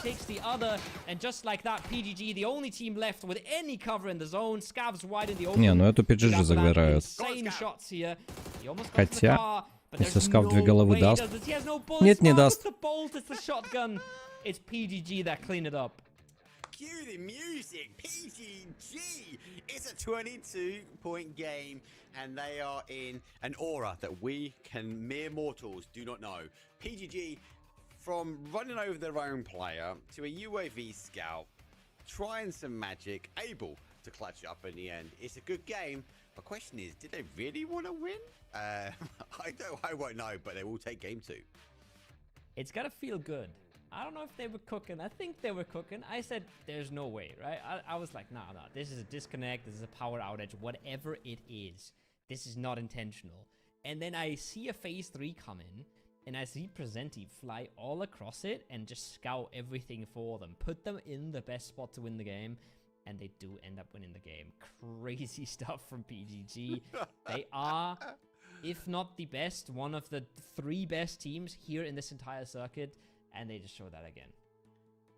Is it big play? Do you know what? The conspiracy theory in me really feels like they don't want to win today and they want to play next week. But yeah, they saw the zone shift. Presenti decided to say, I want to recall. So they run him over and they find themselves now with a 12-kill, 22-point victory. I can find 12. Scav at the end. Huge survivability for him. A massive knock. And actually the knock came from full force on the high side towards Salik. But PGG able to convert. So lots to happen. And actually for me, what I really enjoyed, it was very different this map feel. A lot more calmer than what we've seen from the recent Miramars. I think if you look at this game and this end game, you can talk a lot about the individual frags that everybody got that kind of turned this game around. But the reality of the story is, if you had a smoke in this late game, you were infinitely better off than anybody else. If Scav had a smoke in front of him, then he could have played this game very differently and could have tried to go for a win. If Akatsuki had managed to smoke a line out of their building, they could have maybe isolated the fight better. If Full Force had kept more players and more utilized, they could have won this game. And it's easy to forget about that. But if you look at that end game, a lot of teams could have won it because it was so open. And a lot of them will come back and wonder, okay, did I really have to throw 5 smokes to cross one building when I could have had 1 or 2 more in the late game here? Yeah. And look, we spoke about this last video when the actual use of utility and utility management is key. I think for a lot of these teams and players, that initial shift back towards the city, and they expelled so much crossing, getting in, and surviving out the first wave, let alone the second or third, where we lost so much more. Construction workers on the other side of things, though, had to make a bit of a dart as they tried to use some utility early on to cross the road, but when it came push to shove, they had to take on a solo, and that car play, outstanding hold from AT. Yeah, well held by AT, and again, a bit disjointed it felt like from the construction workers, because Paints wasn't involved in that at all, right? Paints, I don't know if he got put low from the top, if that was the problem, if he was busy healing, or if they just didn't sync it up, but they essentially took a 2v1 instead of a 3v1, and it really came back to cost them. PGG, no surprise, they are locking in day one, no matter what happens now. Took Amnita with a quiet game, Scav, no slack, making sure that they stay on top here as well. They're starting to be in that territory where they are safe, I think, as well, of falling out of top 5, right? And they're starting to lock that in entirely. But there are other teams on the scoreboard, like an Aurora, like an NWG, that are really putting in the work necessary to push themselves into contention. Well, we've already seen one team push themselves into contention, and that is the Myth-Off. They now find themselves coming from a playoff day 2 to a playoff now day 3. So yes, they're not here. They can't put any more points on the board, and this is the impact that Kyle was talking about. They're putting themselves now in a best of 5 chance when it comes down towards the playoffs. Not too far away for that. The rest of these teams obviously are working on that leaderboard. Construction workers move up slightly. United Sexy Boys a little bit higher, but not too much. Definitely, obviously only with 3 points, but they've been playing with 3 at the moment. So not too many changes. I think the biggest one for me is going to be that kind of the Myth-Off now dropping down. Yeah, and a lot of the bottom teams putting in work, but not putting in substantial amount of work to push themselves into the top 18, but still 12 points on the boards, right? They're getting halfway there. They just need to double that. They just need to continue on that pace, and then they can count today as a success. But it also goes to show that you can be very negative about a 15-point day for the construction workers, but it's still, it keeps keeping them ahead of 3 teams that we are seeing doing well today, right? Still a bit of a cushion there that will help you through the days. They just need to convert a little bit more. I think it's not easy to make it back onto day 5.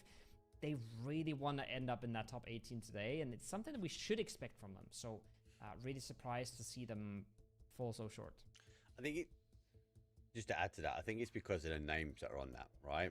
Yes, we've got the phases, but you even look at Pains, right? Pains is a great guy, great player, great knowledge. He was always one of the creative guys in the scene that tried to put the boat, one of the first on adopting the bike against the doors and things like that. So a known entity, which on paper, again, you'd expect to be a little bit higher.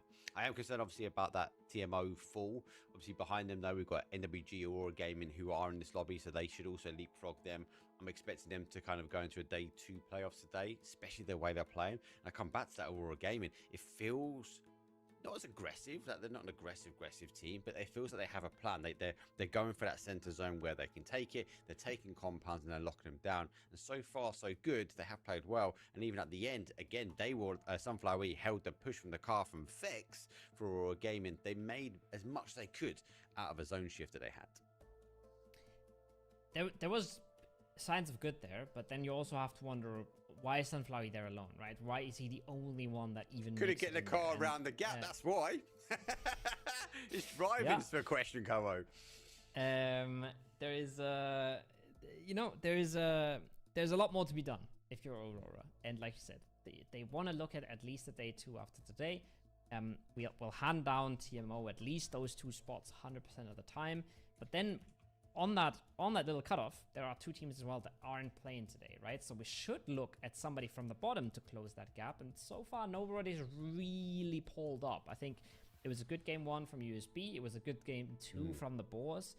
But you have to put in some real work. You have to get 40 points in a day if you want to make it into that top 18. That is a really good day, man. Like 40 points is what, an 8-point average across 5 games?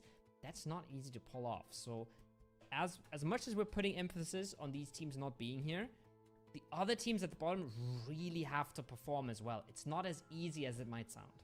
No, you do need the stars to align, and a 40-point day is hard to do. It's not easy. As you say, we've seen USB get game number 1 do well.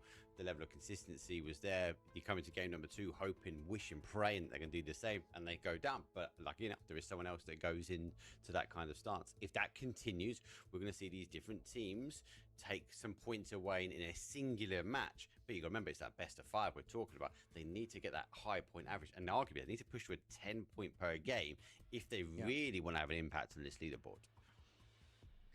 Exactly. And what it all boils down to is we'll talk a ton about the leaderboard today, but a ton of it will get decided on the last day, and a ton of it will not get decided on the last day because some teams don't make it. A lot of it will get decided in the last week, in the qualifiers, in the scrims, where once again you have to be so consistent, and it's so hard to make it through all of those lobbies. And it's really impressive what some of these top teams are doing, and that's also why I hold them up to such a high standard. A PGG, a Sugar Bonito, a No Slack to a certain extent, showing up time and time again, that's no easy feat. You really gotta be a lot better than the rest of the lobby if you want to make it every time, and they are showing that they can do that.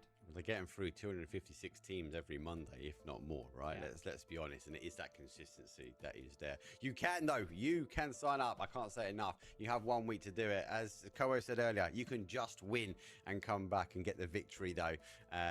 But you will have to get the victory, or if not, a really massive day to be able to find it through. We can find a victory, though, because it is match number 3. The flight path, though, Koho, on this one is a shocker. We're at southwest, across towards the southeast, as we do not want to go to North Island, but we have to wait and see what the PUBG gods decide. If you're a Palace team, you're sweating right now. Yeah. You got no good spot on the south half of the map. If you're a Shipyard team, a Yongchom team, a Godok team, you're not in a great spot, neither locally nor mentally. And we can already see that unfold a little bit. The school song arm area is a little cluttered, but should just be fine. But I'm seeing a lot of teams at the end of that flight path, and I'm seeing a lot of teams that want to stretch over the river, and they're all pretty lucky that nobody wanted to go fishing camp here. Everlong, I think, is just opening their chutes, and they could turn back if they wanted to. But yeah, surely at some point you turn back. I think they're debating it. I think you can literally see them debated as they're flying here and slowly turning around. They're pretty happy nobody's fishing camp, because so many teams are trying to spread over to that northern side. You'd love to get the early loot. You'd love to get the access to the southern island so quickly and so fast. This is good stuff for Everlong.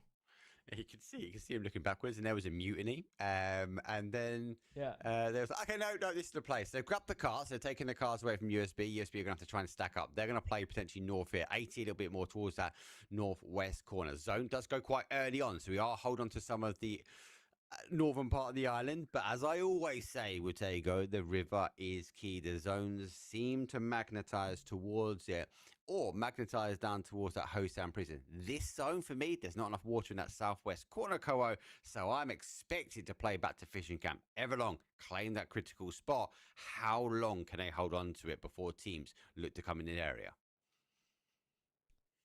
I think you're a conspiracy theorist. No. I think tin hat, getting it on. Put my tin hat on. And you're making up a crazy theory, and then you're saying, I'm expecting it to go fishing camp, when fishing camp is dead center of the zone. That's not a bold prediction here, Mark. We'll have to wait and see, though. Get it right. The shift is going to go north. We're going to hold us to loads of land at the top. Everyone's going to sail up to fishing camp, mate. And then we're going to see it bounce to Narnia. Watch it. I'm telling you. The PUBG gods I'll hold you to it. Okay. I'm happy for you to prove me wrong. I'm right? getting happy this to wrong. Be proven wrong. Koho's never wrong, chat, by the way. Never wrong. This guy is big brain PUBG, and I've just laid down the cornet. And if you're wrong, you just argue so long that the other person gives up. You know, that's a great strategy that I employ. Already. Crap. It's all right. We'll see what the zone does. A lot of teams will have to get ready nice and early here, though, Mark, because a lot of teams have just landed, right? In Everlong, for example, they've just landed in fishing camp. Now they're dead center, or they are somewhat center, some might say. And teams are already starting to look at them. We already see Storm on Request getting a little closer on the map. We already see Slack moving into the positions that they want to play. You got to be really, really fast when you're in the center of the zone. And if you're Vard, you got to be fast off this roof, or fast to get some support from your teammates, because no tag is not just going to leave you alone. Nah, we're in the city, right? It's so easy to get bogged down in the loop, in the detail. No tags looking to try and clear Vard as quickly as he can. He does have that elevation. O'Connell is close. Vard expecting that rotation around the outside edge. Vex giving him some level of support though. And the rest of the team now migrating from the south. Get some frags in. Just gotta be careful though. Doesn't immediately connect. O'Connell doesn't seem to have a nade to get on that roof because he would love to just lob that over. Get himself a bit of an opener. More support comes in the form of Norcus.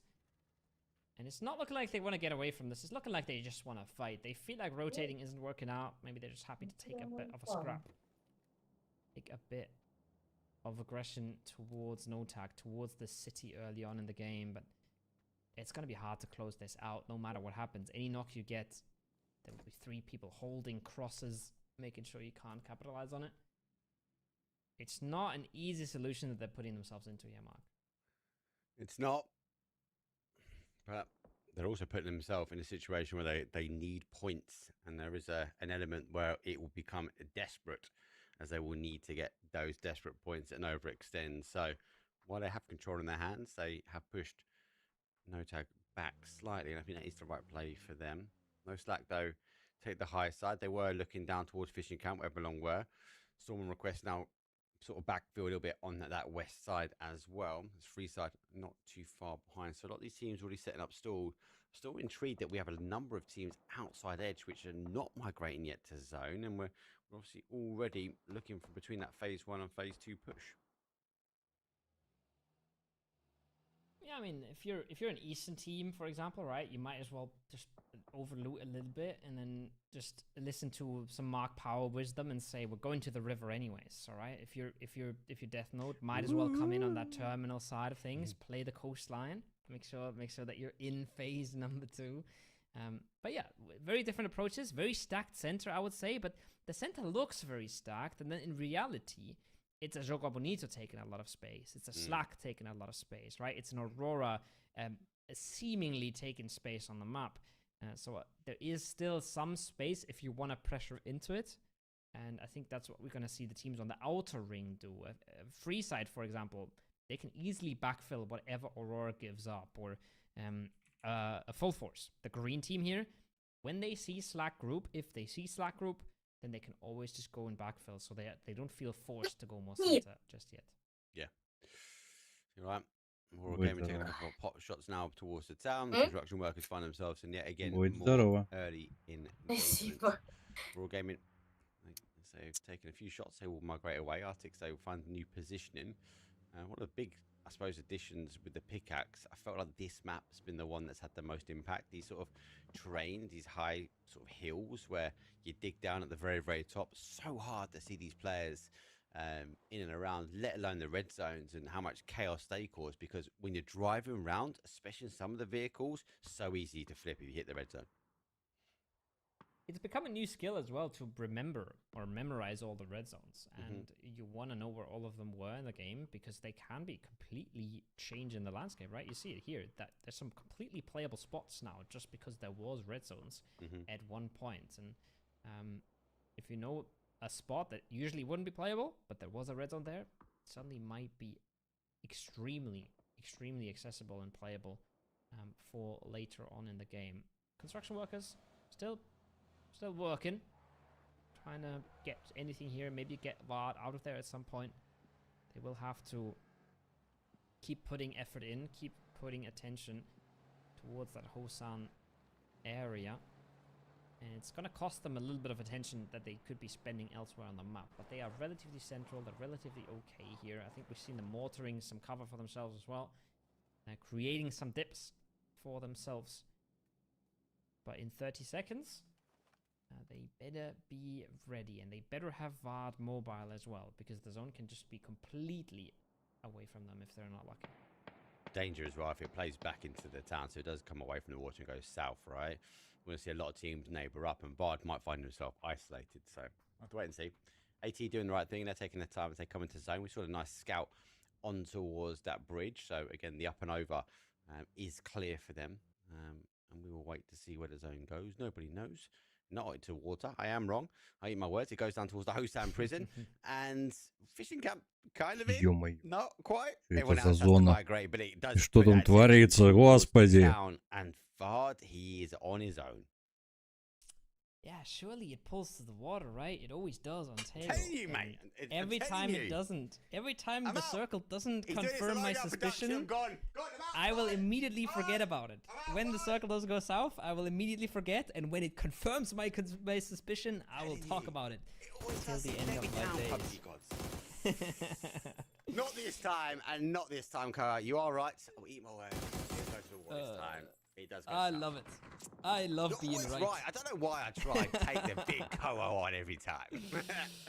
I love being right, but you're not alone on this, and a lot of players fall into the same traps here, and I think generally the general PUBG population, including some of the best players in the world, do think that circles are so much less random than they actually are. I think there is a lot more randomness to it than you give them credit for. But it is very human. It's not very human to understand true randomness. That's not really how our brains are wired. Fix, just hanging out there in a little bit of a hole in the forest, and I'm with you on that one, Mark. I'm a little bit worried for the workers because they are mighty split and they don't seem extremely mobile. I don't know how well they're going to be able to group if anybody flies into Fex or into Vard here. It's the problem. It's the problem, and it's that falsehood of that safety in town, right? You can feel safe within the buildings, but it's hard to move. It's hard to get mobile. For Aurora Gaming, they are mobile. They found themselves a dip. Now they will get digging. And Rex comes towards the top, but as he peeks up and over, he's going to see some opportunity ahead of him. But before he starts to engage, he just wants to cement his position.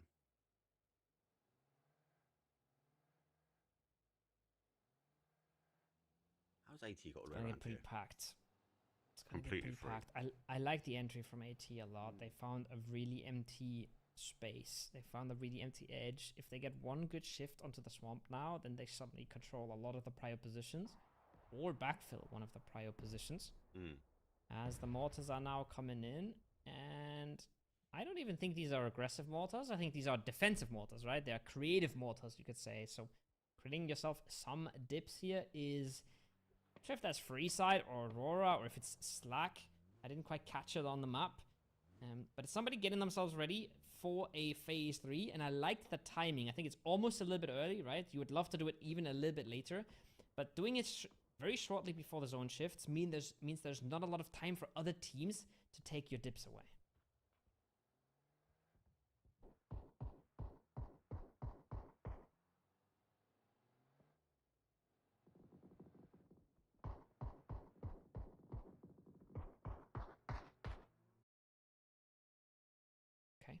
We've lost Mark Power. He's lost power, guys. He's, I'm here. I'm sorry. He's left. I'm here because you were proved wrong. I was talking. I had some really valid points, but I had to eat my hat because you got it right. So he's down on that south side. Construction workers, I'm worried they're gonna have to ride the wave now. These teams have to migrate around them. We're all gaming massive 2-2 split. I actually really like the open position they are playing now. But they're going to have to fortify that position. They're going to have to entrench and engulf themselves before these teams migrate. And AT, we talked about them, right? Coming in on that western edge, now taking the south side of Swamp. They've got plenty of open terrain in front of them that they can play into.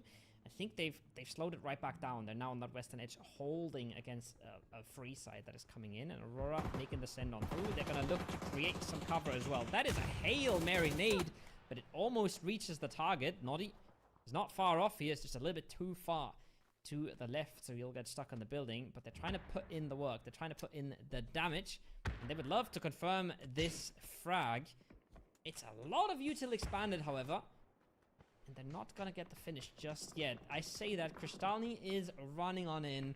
And if they don't get the flush now, he's at least going to make the exit. Very hard for Force, but there it is. Catches him. Probably got the call from his teammates as well, making that even easier. And just like that, 1-2 points for Joga Bonito. Yeah. Well played. Really well played. Can he run the gauntlet, right? Ну что, Наташ, смысл тебе, наверное, сидеть, если никого нет. 3 kills. Все равно бы это неинтересно. The way around on the other side of the zone, in the southeast corner, a dive in from Death Note. NWG not having the same level that we saw last week from them. Глядишь, чему-нибудь научусь. Down, they are setting up more to fire as well.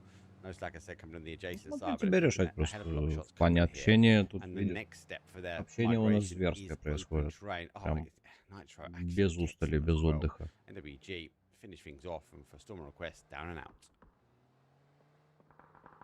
Down and out. Another point collected. Another chance out of the hands of Storm on request. No Slack looking a little bit lost there, Mark, almost. Spinning around, not sure where to go, not sure where they can end up. It's going to be taking some drive-by shots at teams around them, but they got to confirm something. They got to just make some of these plays, no matter how bad they seem. But I think they were just trying to delay, and I think they successfully delayed until the zone pop. Now sending it through the middle with 10 seconds left. No Slack will be coming into exactly this area.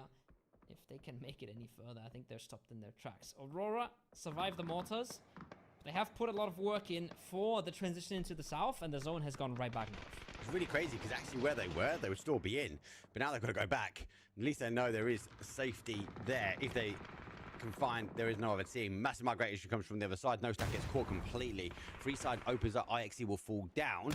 But Freeside obviously taking damage from PGG. Forcefield will fall down. USB will clear the remainder of them. And No Slack can't even wait for IXE to get in the building. He has to take the gamble, and he's resident right outside the wooden door, keeping him alive.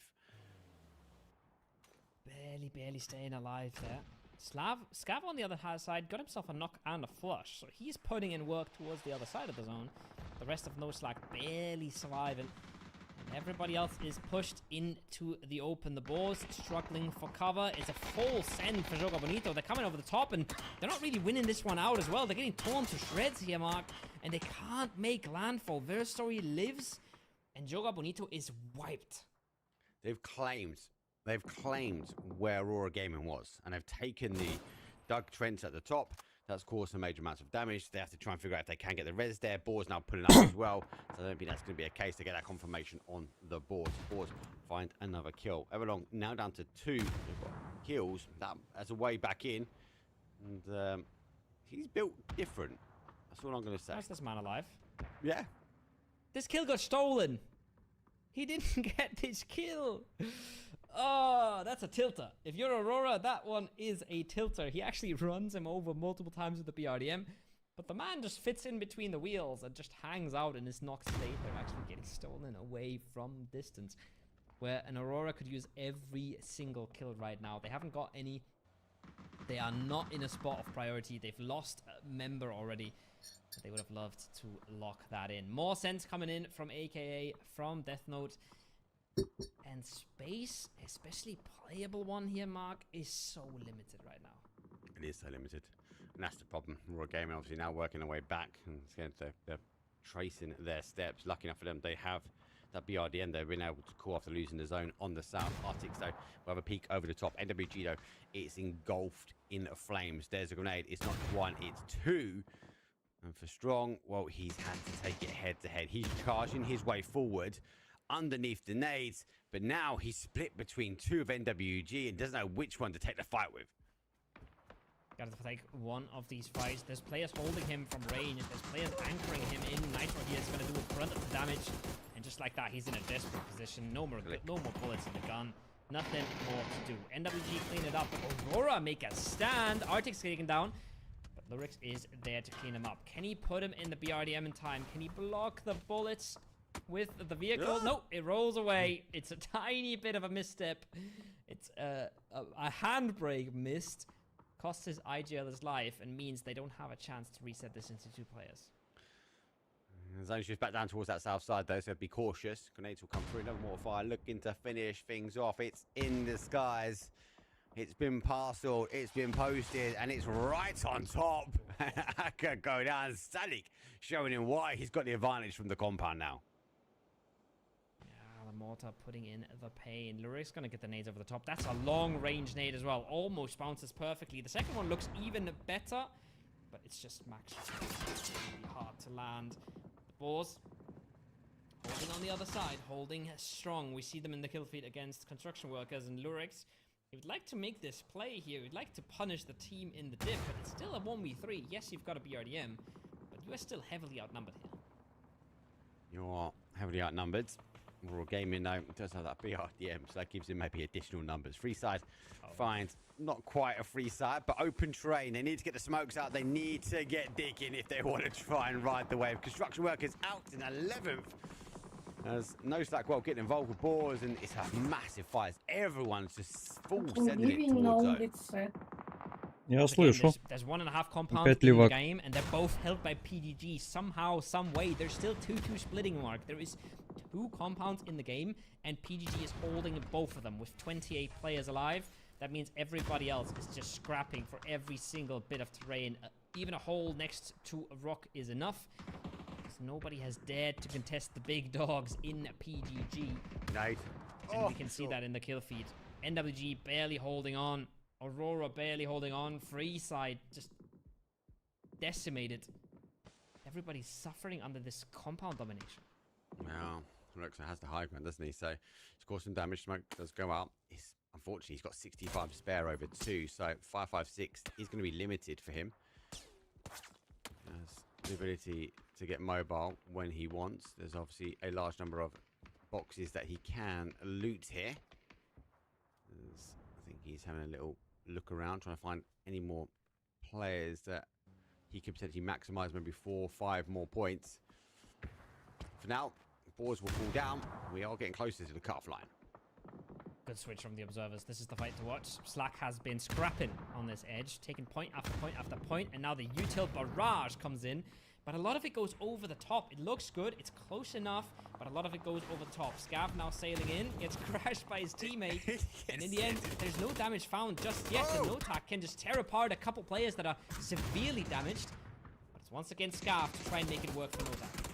It's a full send from the team, but they survive somehow up towards 7. Scav has to do it one more time. He has to hold the team up high. O'Connell will hit the flashes forward. There goes Smoke to try and make the charge here. And he had no idea Scav was laying in wait. 8 kills now remains. He's got no smokes. Does he get the opportunity to get the reset? Arguably, is O'Connell's smoke enough to be able to provide the opportunity? Remember, they were down to 1 earlier on in that shack, right? They were down to almost nothing. And they reset, and they cleaned up the boars, and now they clean up Notak, and they're playing a banger game from their northern edge. Circles are tough, but if you manage to win your fights, and if you manage to reset like this with a little bit of luck, right? This could have gone the other way as well, but you got to take your chances when you get them, and they do so in great fashion. Smoke wasn't to the intended area. Went to Narnia. Thanks for showing me that, Salik. He's got a lot of smoke in his back pocket, so he's okay. So, able to get the res back on. PGG now on 3 kills, but back to 4 players. They have the hard cover, though, in the northwest corner. BRDM on the move here. Now it's going to take a number of shots, but don't forget, we're not on the latest of patches, so it's taking some damage, not as much as it would do with the LMG area that we're in. Yep. One of these changes. But now he's got a full team coming forward. He's got to hit some absolutely insane shots. Mr. Voice will take a little bit of damage, but not enough. Now he can start nading, and Lurix knows he has to get away. Cantix finds an opener for NWG, though, but he gets traded out with a molly, and Slick gets both, aka stand for now, and stand to fight another day. Run! And Lurix can just drive around for as long as he can. I'm so surprised we're not seeing more teams just take shots towards him. He's going to look for the seat swap. Has to be careful. Now knows there's a player behind. Goes for 4. Be careful. So maybe find safety, and he finds a headache because Lurix will jump out. And for free side, it's a 1-2, and they're done. So hard to play this right if you're free side, especially because you're just getting shot the entirety of the time. There's a Panzerfaust coming his way now. He might have seen this. I think he jumps out because he does. Remember, the backside of the BRDM, you would still be safe if the front gets hit. But if you're getting hit from the side and you are driving, that is game over. So he does jump out, sees it over the smoke. But whenever this smoke fades, AT also has a chance to see that he's no longer in it. Now they see there's no driver there. Now the game is pretty much up. Panzerfaust misses, though. And it's another chance for Lurix to get back in. Jump in, jump in, jump in! Run, Lurix! He's made it in. He's made it in. AT tried to commit everything. And now... you're going to try and run him over with a tire.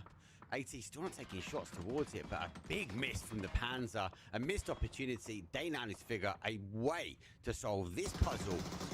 Aurora Gaming doesn't need to leave. He jumps out and gets another point, another confirm, and back into the safety. Oh, it's gone eventually. It's out of here. Lyrics goes out in style, though. He claimed that last point at the end. It's so hard to deal with a BRDM if you're SnapX there. But the fact that Miss Your Voice isn't immediately putting 40 bullets into that BRDM when his teammate is in trouble is a big question mark to me. He had the bullets, he had the freedom, and he needed to blow that up, right? They were losing so much time and literally losing a member to that BRDM. So I still think players need to be conditioned more to put more bullets into that thing. Because yes, you might not be the one blowing it up.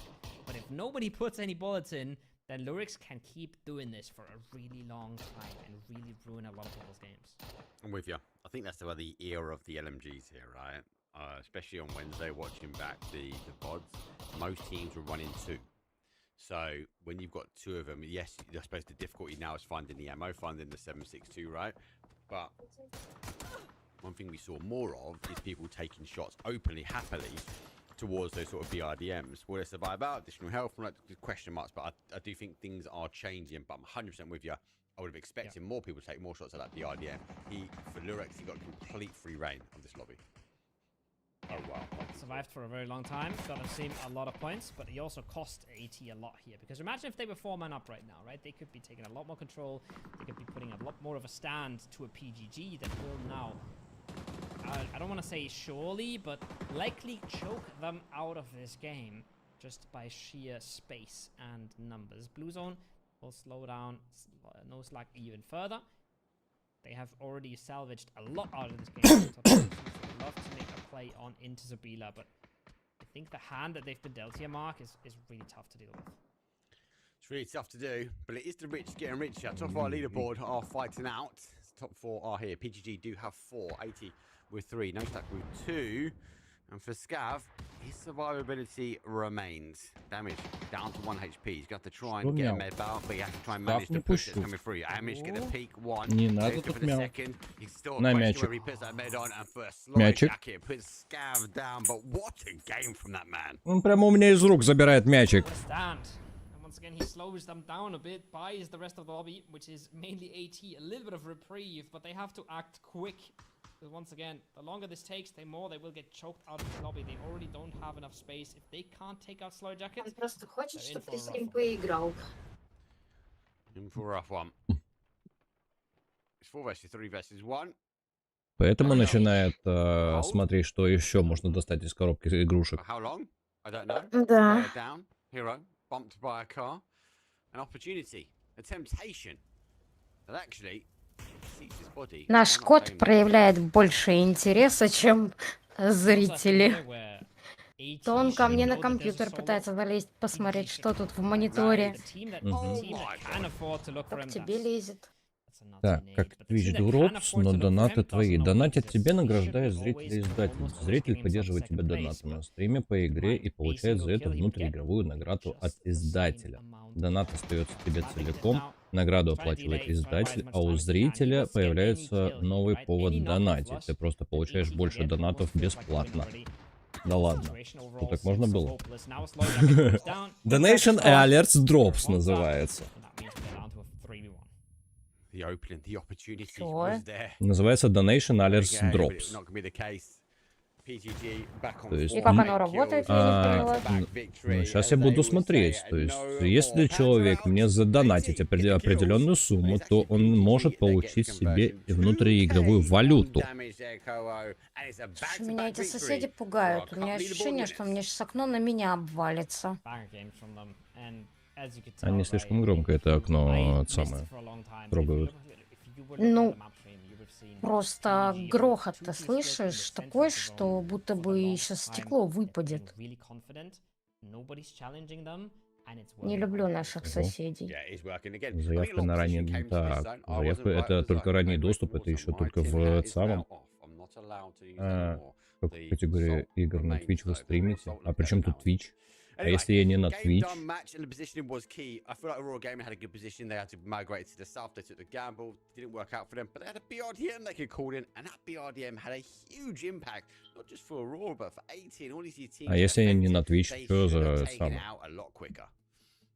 Не буду Дискриминация. Да, что за дискриминация? Я не буду на Твиче создавать аккаунт. Это ебаная помойка, блядь. ЛГБТ-консилиум дегенератов, можно так сказать. Но я могу смело об этом говорить, потому что я на Твиче не стримлю. Хотя на Твиче меня за такие слова забанят сразу. Вот именно поэтому, наверное, у меня на Твиче и нет канала.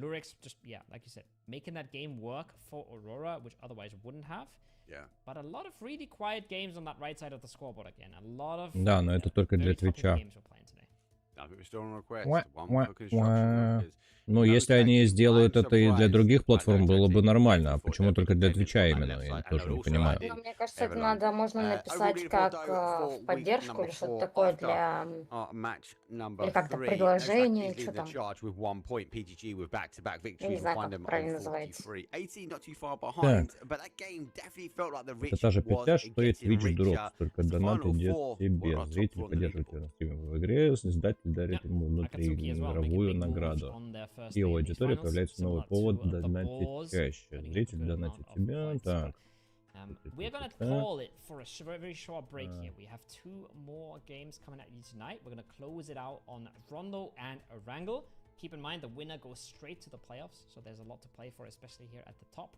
Предмет приходит зрителю автоматически, платит издатель, а не ты. У доната появляется повод. Зрителю выгоднее поддерживать именно тебя, донатов становится больше. Блин. А почему только Twitch, опять же? Что мне из-за этого Twitch создавать? У тебя он есть, не обманывай. Я знаю, что он у меня есть. Не хочу на нем, на этой гребаной помойке запускать стримы.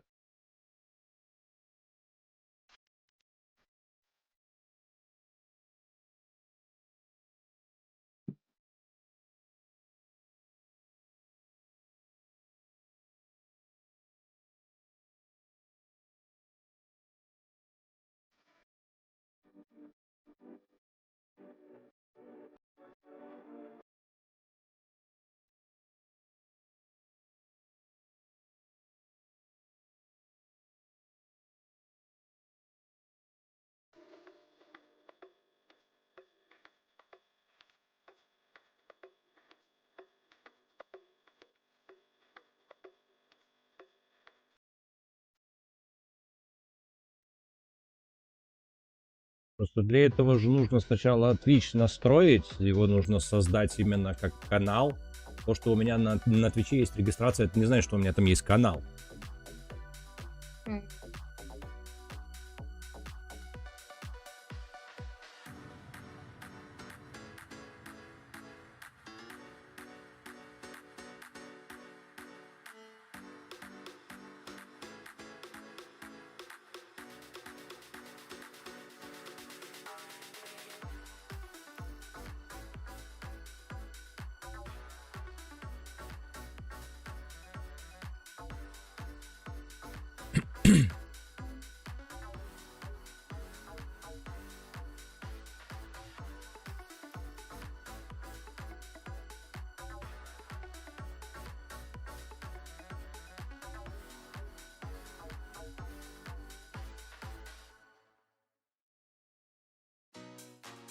Просто, в принципе, в Donation Alerts можно много чего настроить, я смотрю.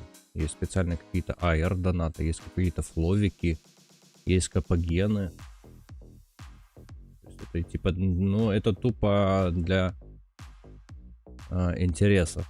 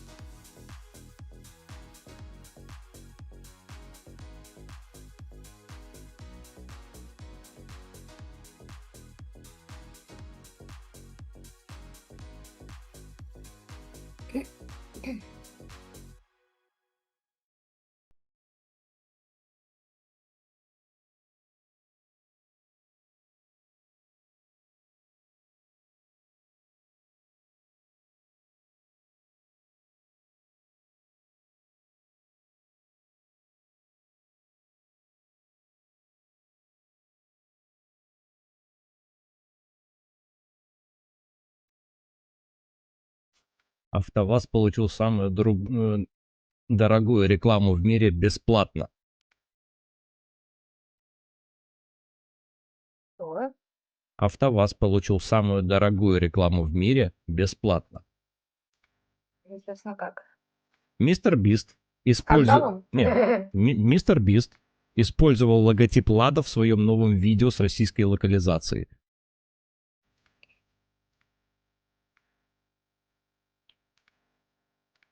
Ну, Мистер Бист — это самый крупный канал на Ютубе.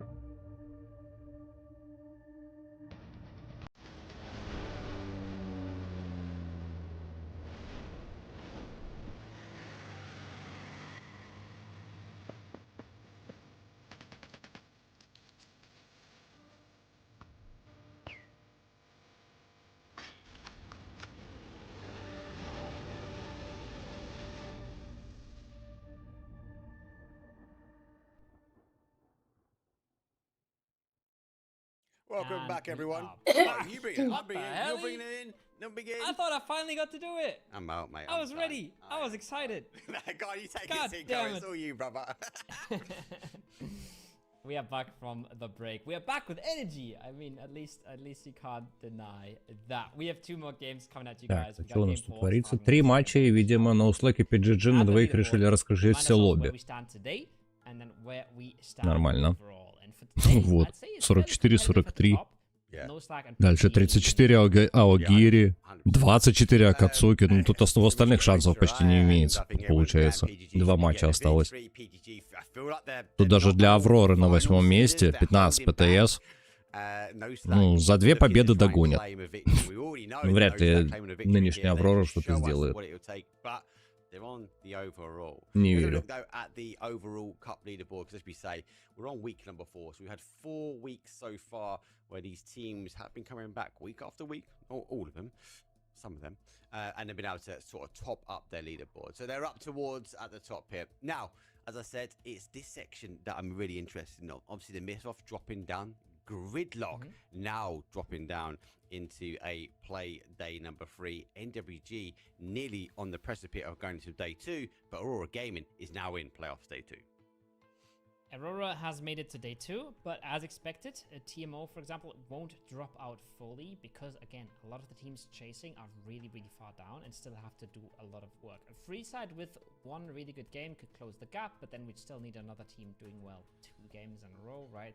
So again, consistency is key, and consistency keeps you on that leaderboard. But you talk about the win, right? We talk about PGG a lot, and it really just does not matter for them. They can win today, they can win in week 5, or they just don't win either of the 2, and they're still going to day 1 because they've made it through time and time again, and they've dominated every time. So they've already locked it in. They've already done the work. Well, they've locked it in. It's not like us locking us in, who's bringing us back in. But it is match number 4. It's the penultimate game, though, as we are riding over Rondo. It's the north down towards the south, but does favour the east side, so we're not going to be pushing over towards the Jiao Ting area. I wouldn't say no to a Ting Long Garden ending, though, as most of the teams already exited out. That's a bit hot off. That's very, very hot of a hot drop. Mindset literally in the same building.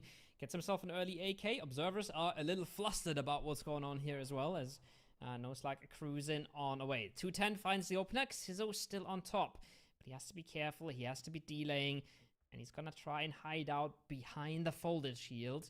Make sure his teammates get at least to cross and at least to close the gap.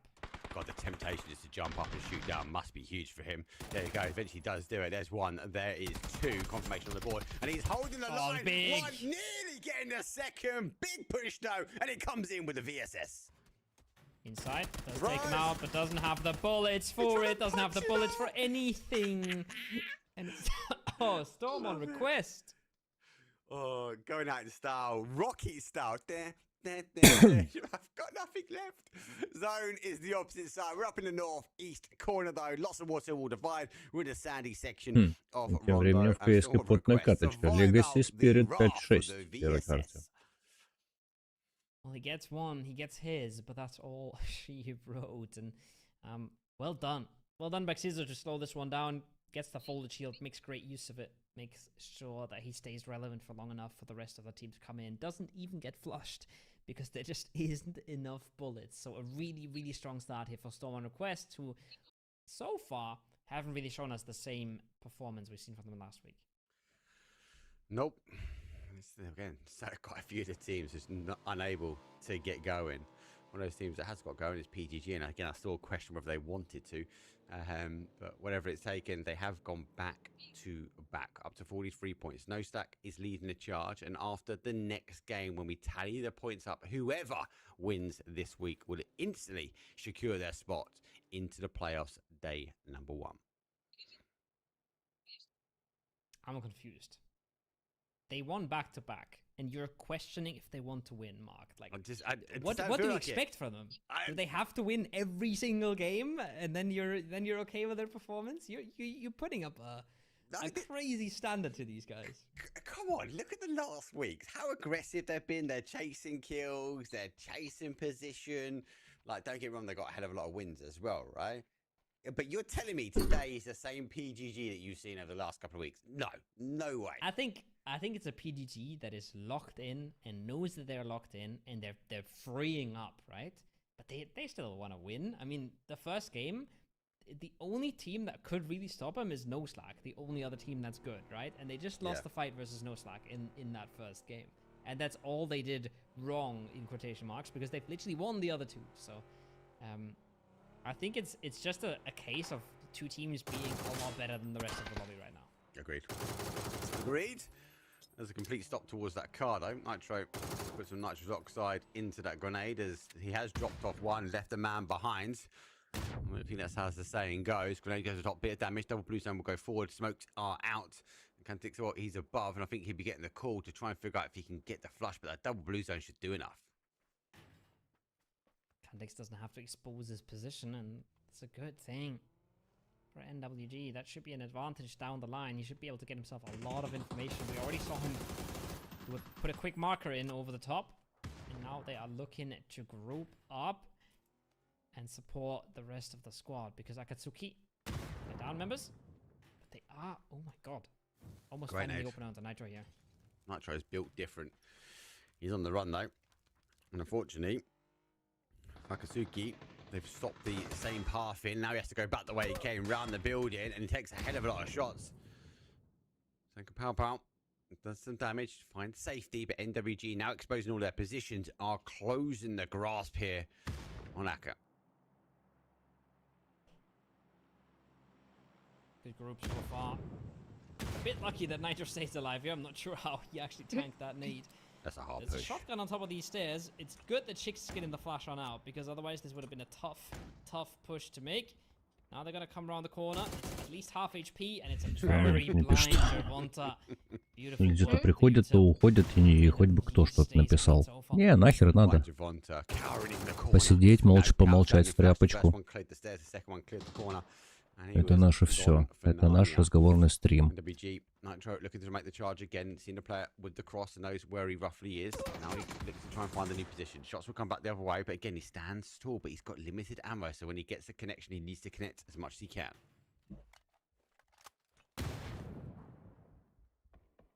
3-4 now. Immediately trying to slow it down, hoping for some help from the outside, which they are getting. Bit of damage coming on in from range. But you can see the tempo shift immediately now that they are outnumbered. Chicks will get spotted here. But despite being known, he does find the opener to Slack, and that puts Shamil in a very desperate position here, Mark. Yeah, followed by, and they are, as you say, they are getting help from the outside, back from the top. The animation is not going to be great. The shots, though, eventually get the connection. Can't get the flush.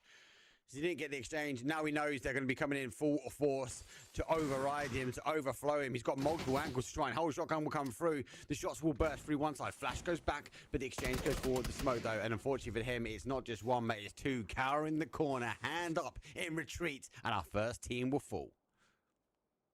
Well done by NWG. Well cleared. And if one thing has changed, its util is so much better these days, right? But players have gotten so much better at it because of it. Everybody is so scared of pushing angles high that the flashes have been super, super clean, and players know exactly when to capitalize on the flashbang as well. Doing it twice there, NWG stays clean because of good util usage and good team play, and they get those 4 points. No slack come in on an extremely free northeastern edge with a lot of space here, as our second favorite team, PGG, comes in on a relatively free western edge as well. It is completely free. No slack in that northeast corner. I'm just going to sort of chip away at those compounds. I'd say this area is not as well rehearsed, but recently we've had quite a few zones come up here. And as I say, you're going to be well executed by a lot of these players. I actually gets a bit of a scout. 14 teams remain, 54 players, so a lot of early deaths, a lot of early points on the board for some of these teams. And a lot of the teams that could have maybe contended for the top if they got two back-to-back good games are already out here with AKA and Full Force. And a lot of teams that are catching up on the leaderboard as well.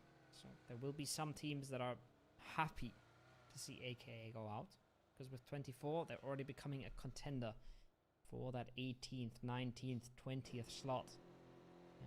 That are kind of the last hope for a lot of the teams involved.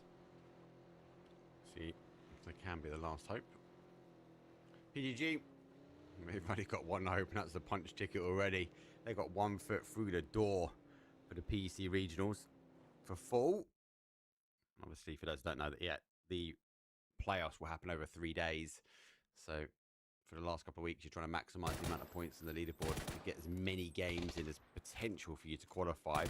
That being said, PGG might only need 5 when it comes push to shove, because we are going to be entering the global partner teams, or the global partner teams in our region, plus, more importantly, the regional partner teams, though, that have been unable, not allowed to compete in this event at the moment. Sure, but it's not just the amount of games, it's also the cutoff is different, right? It's much, much easier to qualify from a day 1, and then a little harder from a day 2, and much harder from a day 3. So it's not just the fact that you get 3 chances, but you also get the more doable chances if you qualify for the early days. And there is no slack. The team we talk about so much that are surely locking in their day 1 as well. And we haven't spoken that much about Joker Bonito, Mark, but they would be one of the teams we would talk about a lot if they didn't have a terrible day like they do now. Yeah, don't get me wrong. They don't get like a placement, we know that. But they're just not getting the kills either. Cristani's not had the magic that he's got every first kill so far. 4-way matchup. The noise in here is incredible. At home, you may be able to... You might agree or disagree on this point, but when we start entering in the bigger teams, the bigger names, the games and how they rotate and how they feel are completely different, and arguably preferred by a lot of these players, because there's a lot more control metrics in place. That actually we've got a lot of evidence on a VP rotation and Ascend rotation, and obviously Ascend have made some changes, so that will be a factor these teams will be looking at. But arguably a fully stacked lobby for playoffs day number 1 for some of these teams that can actually throw the big punches, like a No Slack, like a PGG, they will favor that over some of the randomness they might get on a day, on a Monday, when actually they're trying to qualify for this Cup Saturday. No, for sure. It's a more predictable lobby. It's a more understandable lobby, and it's a lobby that you can maybe take away from more, because teams will have more studied patterns. Teams will have more tendencies because they just have more time practicing together. As can't say the same about some of the teams in this qualifiers, not because they don't have plans, but their plans just have to change more, and they are not as not a lot of these rosters have stuck together for a very long time. And Freeside was toying around with the idea here. They were kind of just smelling out the waters a little bit when they realized they wanted to go for it and they wanted to push off no tag, and they did. Nice play. Zone shifts back over towards the west. A little bit of water. The bridge is in. PGG tempted to maybe make a stop though, but are fully committing and for the cross towards the bridge. Everlong on the other side though, they're already digging, fortifying themselves on the south side of this island. They fortify just in time. Salik goes down. He gets caught on the rotation. All the players are going to be there, but unfortunately for them, they have neighbours on the north, and that's in the board. Salik, kill confirmed. That is some good shots as well. That is not a position that you expect to get knocked and flushed from most of the time. PDG gets punished, but immediately brings one back into the balls, and now the balls have to be shaken a little bit because they are under pressure by one of the teams that has no pressure towards them at all. Construction workers make a good send towards this recently popped phase 3, but Everlong as well. Setting up for a lot of fights here. They have to be careful to not bite off more than they can chew, but I'm worried a little bit for the workers, because if you see what I'm seeing, that is one man with a lot of control over you. Once he gets the first one out, he's going to look for more, and he's going to call for teammates that do have util, which he does not. He hasn't. Again, they will reinforce their position quite early on for construction workers. They are at the base of the mountain. This though is confirmed out. That grenade will bounce nicely here for Pains. He repositions. He's up on the car. Might go for the seat swap and try and get the chip. He's not going to be able to. Gets in the car and gets moving. They know this position. They cannot live here anymore. Maybe hoping that some of the south teams will take some pressure off, and it's not going to be the case.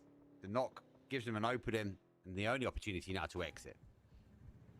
I'm almost certain that Knock has crashed there. He didn't even react to getting knocked. He didn't crawl when he did. No. Never got out of the car. And that's an absolute heartbreak for a team that really needs every single point. The construction workers, they've really just been treading water all day. And that happens the first time they get into a good spot. No Slack now have to be careful. They took one of the knocks already. They're looking to take a second here if IXA is not careful. But they don't want to give up this edge. They don't want to give up this fight. That's what they can do. Maxi backs off. He's had a good day today, actually. Really been impressed about how he's kind of taken on this role and what he's bringing to the table. Kristani, we've spoken about them, and it's the kills not happening. Slaven is down. Уж карту смотрю, там на карте пиздец. Открой карту. And as a result, he falls down. Dino forgets to handbrake the car, roll to a very, very slow stop. Flash will come over to the top, but he gets exchanged back and forward. And Mad Negative, well, has to now deal with the molly. Has to deal with the molly, but has to just wait for his teammate, and he does. And now they could just обещают, что к 11 часам кончится. И будет небольшой промежуток до полуночи, когда он начнется снова. Это к вопросу, когда с собакой выходить. With a big fat 0 points here, not looking good today. This is mad. They're on 7 points for the day. They normally get 7 kills by phase 3. So the tide are turning. That team. Подожди. Ой, завтра на весь день будет заряжен дождь. Ну, завтра хоть не такой сильный. Это сейчас вот вечером и ночью у нас ливень, а завтра небольшой дождь. Понедельник небольшой дождь весь день. Вторник с утра тоже дождь. Короче, все, у нас осень началась. Завтра воскресенье. А я смотрю уже дальше. Воскресенье, понедельник дождь. Вторник с утра дождь. Среда днем дождь. Короче, действительно, у нас ночь, осень уже. Все. Увидели 2 дня лета, и все, хватит. And this should be almost impossible for them to work through the city here. It's a lot of damage dealt. It's just 210 left. А вот и буду. Bang tunes though. Yeah, but I can hear the tunes. Actually, I double check to see if I have music playing for a second. Yes, to try and get as much in the meds as he can. He's up to 9 bandages, 2 first aids. He's going to use 1 now to pray that the team have more to give.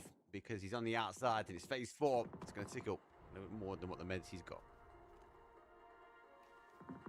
I love it though. We see it in the kill feed. Slack is capitalizing on this. FS lose 1. Слушай, я из твоих наушников слышу звуки. Это у тебя так громко играет или как? Какие звуки? Ну, у меня звук с твоего микрофона.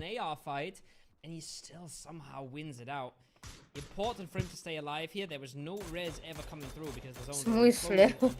Улавливает звуки с компьютера. Ты сейчас в каких наушниках сидишь? В маленьких, в гарнитуре в своей. Так, слушай, зайди в настройки, в параметры, найди звук. У тебя, по-моему, микрофон сбился, когда ты подключил эти наушники. Именно в настройках компьютера? Да. Спуск, настройки, дальше система, и там будет настройка звука. Звук. Ну, наушники, вижу. Так, вот. Выберите устройство ввода, микрофон. Какой у тебя там стоит? А почему у меня компьютерный микрофон стоит? Потому что ты поставила, сейчас подключила новые наушники, у которых... А, нет, HyperX, все нормально, он работает. Почему он улавливает звуки? Какие звуки-то улавливает, я не понимаю. От тебя звуки иногда проходят. Ты там то ли в игре, то ли видяшку смотришь. Наверное, потому что наушник очень близко к микрофону. Может быть. Потому что наушник одет в левое ухо, а микрофон с левой стороны. Я-то думал, у тебя сбился микрофон, и теперь от наушников, и он улавливает. Странно, хуавеевские с хорошим шумодавом по ушам, по микрофону.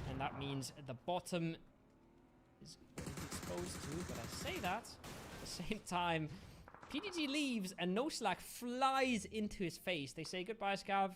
We're gonna have to play the rest of the game out without you, and we are gonna be rolling over no tag, pushing themselves very close to placements here. 9 teams alive, and more frags coming towards no slack. But I feel like they are bleeding members a little bit too rapidly. They are. They are. PGG. Again, they're trying to maximize points here. They come underneath on the south side of Everlong, though, in that northwest corner. Storm and Request will fall down, but they fall towards zone. 9th place. So we now inject ourselves into the placement points. 18, 24 left alive. We're phase number 5 in the cup here, and the penultimate game for week number 4. This is rather playable for IX. He should assume that somebody's in this shack, but he does clear it. Does live. He's pretty deep inside of the zone, deeper than some full teams on these edges are, deeper than an AT was just seconds ago. And once again, they've already really done the job. They've already really done the work. AT going for a bit of a desperate send. I'm not sure where they want to end up, if these hay bales are the destination of choice. If Sleepflake has a bit of util, he should be able to do absolute disasters to them. And he's only counting 1 nade, so he wants to make sure that this one does the damage. But with Nox coming in from range, surely he's going to let it rip. I'm so surprised. The only team in the south is Aurora Gaming. Everyone sent it north. They've sent it to some of the hardcover. Grenade does damage, but I think he's the second guess whether they're still there. He didn't get the knock. He didn't get the exchange. PGG will fall. 8th place for them. So an additional point on the placement. There's a knock, though, on the car. Mission Voice will fall. Confirmed done. But for AT, they're split. It's not going to be a very possible raise now with USB getting more and more involved. Aurora from the south, and the send into the center has been easily punished by the entire lobby. It feels like everybody's grouping on up. Everlong, meanwhile, take out PGG. The big dogs are out, and Everlong now has to make another move. The question is where. It seems pretty desperate when you look at this map, but even just collecting 1 more kill onto IXE, for example, would be an absolute success when your position is so desperate. Well, position is not as desperate for a gamer now, because they are on the south side. They will go claim forward, and the mortifier is well placed, tactically placed, as Mogor finds himself a new home. Everlong comes off the hillside in the northwest corner, and they will go round our construction workers who have set up stall, though, now on the north side of the road. But they don't have much zone left. They are going to have to shift over towards the other side. Я уж понял, за что они бьются. Только одна команда за сегодня выходит на PEC. А такой отбор. Победитель 4-й недели и победитель 5-й недели автоматически попадает на PEC. Неважно, при этом не важна их прошлая игра. И вот и поэтому No Slack и PGG сейчас месят друг друга и сейчас на первых 2 позициях находятся.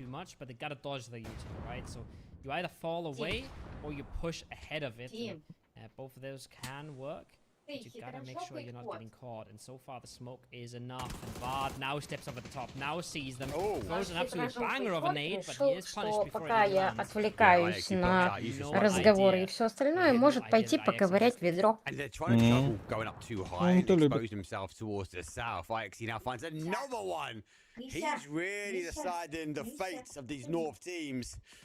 Molly does the damage. The nade is great. And that get that confirmation. If it bounced past, he would have got 2 for the price of 1.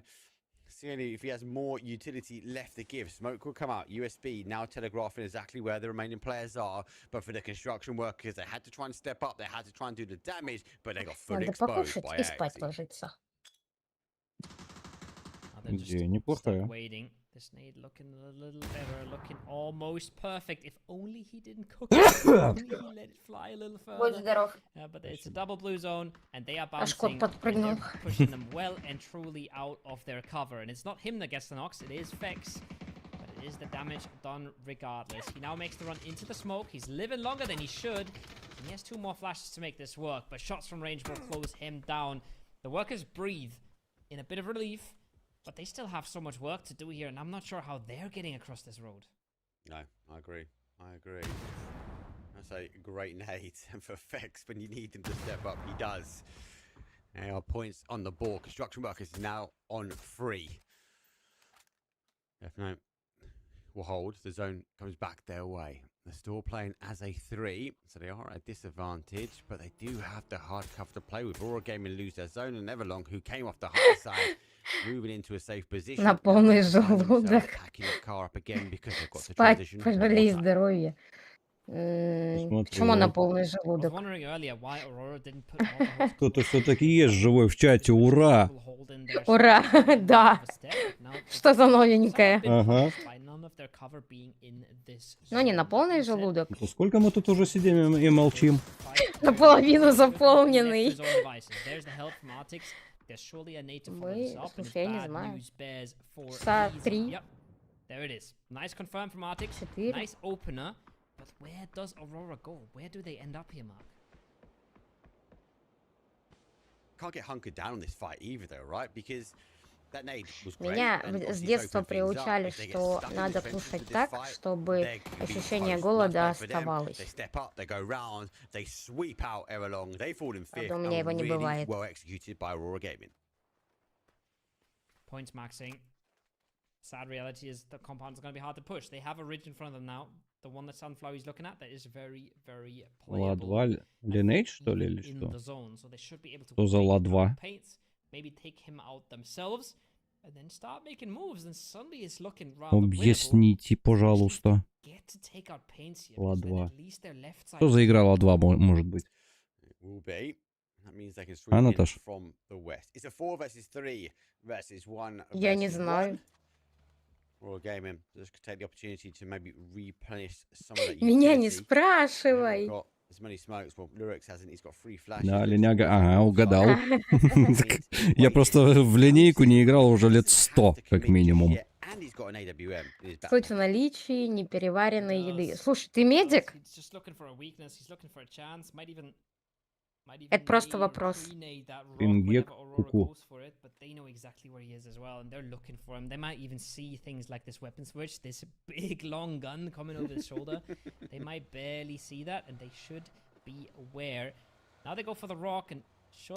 Если ты медик, мне будет прям интересно пообщаться.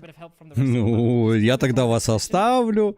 Тем более с собакой скоро идти гулять. The nade might land though, the nade might deal the damage. Oh, he's got one. Does not find the second, but he does get one. Good grenade though, but AT get involved. The solos teaming up here. Pains commits everything to the Panzer. He launches it forward and he gets the steal. Oh, what a play. Construction workers are back. О, в чате пошла активность, ребята. О, Вика пришла. Как турик проходит. А потихоньку сегодня же идет PEC, и по итогам этой 4-й недели победитель этой 4-й недели напрямую попадает в PEC. И вот сейчас идет жесткое рубилово между PGG и NoSlack за возможность без дальнейшей борьбы проходить как раз на пеке. Но в любом случае из PEC-капов на сам PEC попадают 20 команд. Поэтому шанс пройти великий, причем у всего этого лобби.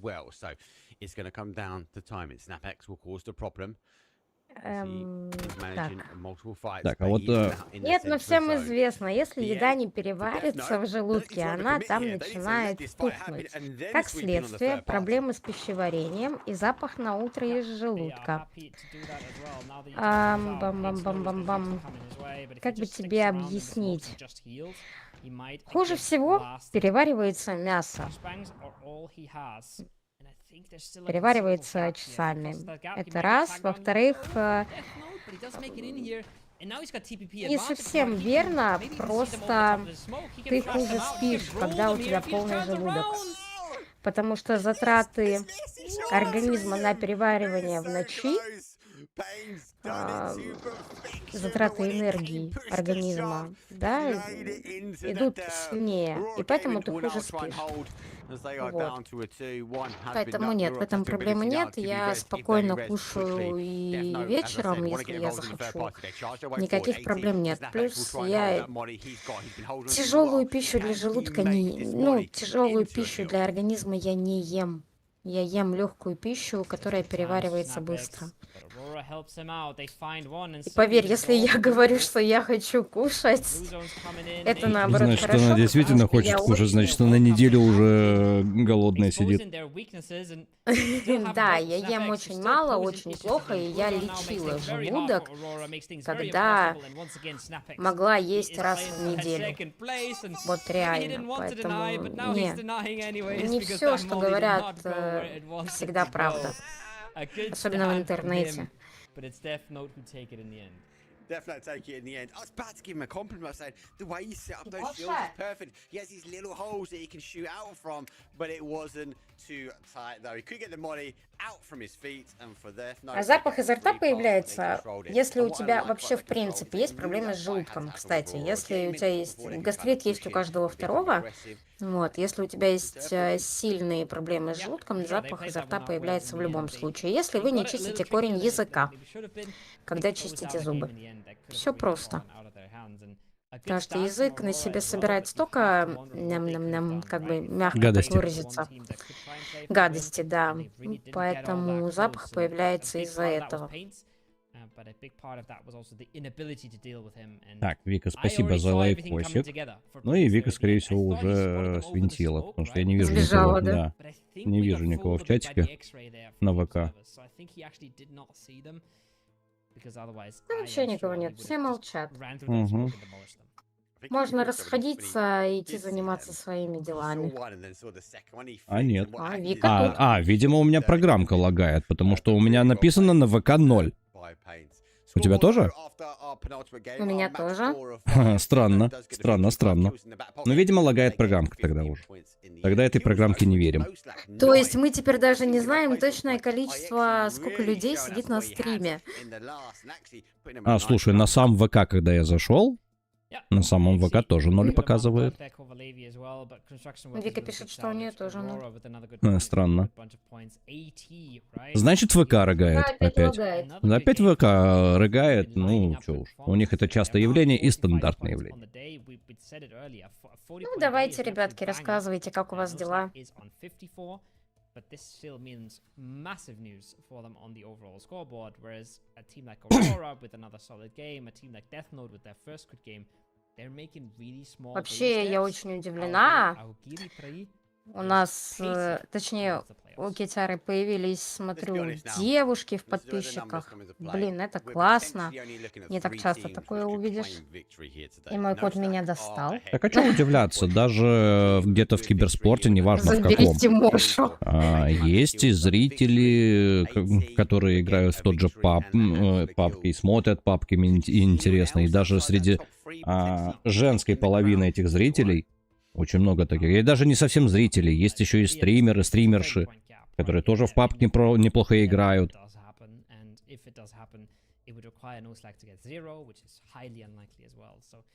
Почему разочарован игрой? Игрой PUBG ты имеешь в виду? Place in the overall standings, consistently getting points on the board, consistently getting kills, good salvages, good aggressive games, and they are fourth place. I think there are solid. Знаем, были более эффектные матчи. Но советую посмотреть в записи ПГС 7. Там каждый матч лучше другого. Вот в этом сезоне, по-моему, ПГС 7 это самый интересный турнир. Он просто непредсказуемый, он классный. Посмотри обязательно. А Никита орал. Да, я там просто, я не знаю, я был в ауте просто. Я смотрел с удовольствием, действительно, вот я тебе скажу. ПГС 7 посмотри. То, что мы сейчас видим, это игры команд Тир 2, Тир 3. Поэтому тут, в принципе, интереса для нас меньше может быть, но... Опять же, бывают моменты, как раз, я говорю именно не про команды, не про состав команд, не про наличие каких-то крупных дядек в этом лобби. Я говорю про то, как играют именно сами команды. В Тир-2 и Тир-3 бывают такие матчи, что они даже намного интереснее, чем в Тир-1.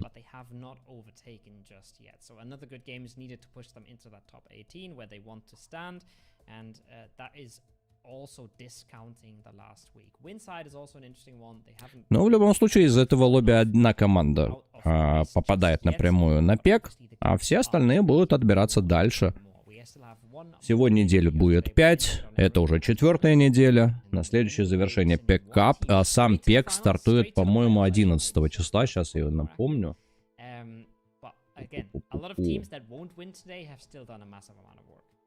Сам PEC. Main Event. Да, стартует 11 сентября. И вот как раз этого числа мы и начнем смотреть главный турнир PEC Spring.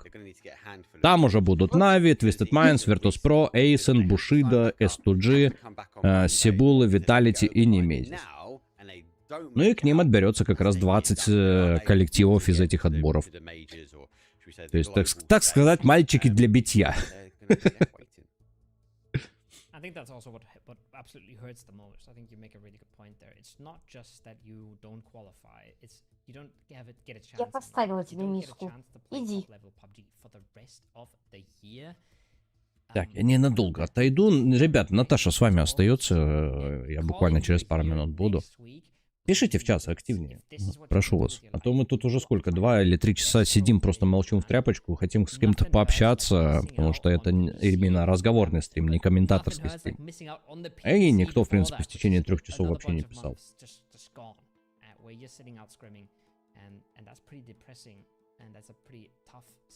Скучно нам.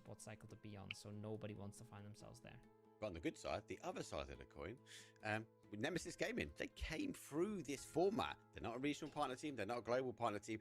They had to compete in the Spring Cups. They had big question marks, and yes, there was a level of experience for them, but they showed up week after week. They got points on the leaderboard. Obviously, they didn't go for the golden ticket and qualify. They found themselves in the playoff stages. They got qualified, they went through to the finals, they got through on the points there as well, and now we see them competing on the major stage. So if you know and you think you've got what it takes here, you have one more week to compete. You need to sign up below, and obviously we get your link into chat though. Get yourself involved, and if it's just win, as Karo says, you need to do it next week. Get through Monday, Tuesday, and Wednesday, come in Saturday, and make sure you storm away the leaderboard, and you'll find yourself in the playoffs for PEC. Entirely do. Видимо, программка кто-то немножко лагает, хотя лагает, скорее всего, не сама программа, а сам ВК. Ну, сейчас на ВК показывает один. Just one big performance does also get rewarded, right? So There's two different ways to get into this top 18. We also know that this top 18 is likely becoming a top 20, right? Yeah. Because we will send 2 teams directly from the cups, and it's likely teams out of that top 18, top 19 that will win those cups. Getting into that top 20 is entirely doable, and everybody gets plenty of chances to make that work. So you can say whatever you want about best of 5s being really punishing and these qualifiers being really hard, but you get so many chances that in the end the top teams do succeed, and I think we're seeing that in this cup and in the overall standings. Прилетел вопрос. Меня вот интересует, как русскоговорящий, русскоговорящий стример, комментатор, почему еще у тебя не появилось контрактов на прямые трансляции туриков, хотя бы в СНГ, либо коллаб с англоязычными? Слушай, здесь скорее еще вопрос в том, что у него мало подписчиков, чаще всего. Да, и сотрудничество не предлагают, потому что подписчиков мало. Каждая организация требует свое количество подписчиков, чаще всего от 1000 подписчиков. У него 400, сколько? 490 где-то? 500 на Ютубе, еще даже сотни нет на ВК и всего лишь 21 на Кике. Да, поэтому, так как очень мало подписчиков на платформах, ему не предлагают, с ним не сотрудничают.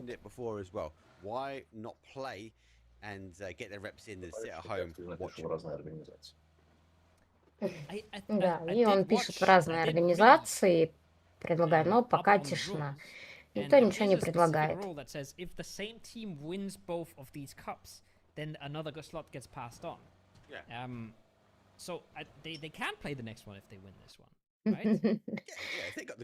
Так ответ на это был готов давно. Как много российских рукоментаторов.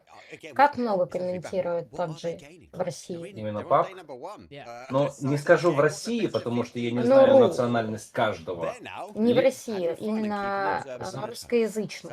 Русскоязычных? По PUBG Ярмаш Одескин, молодой, рекрент.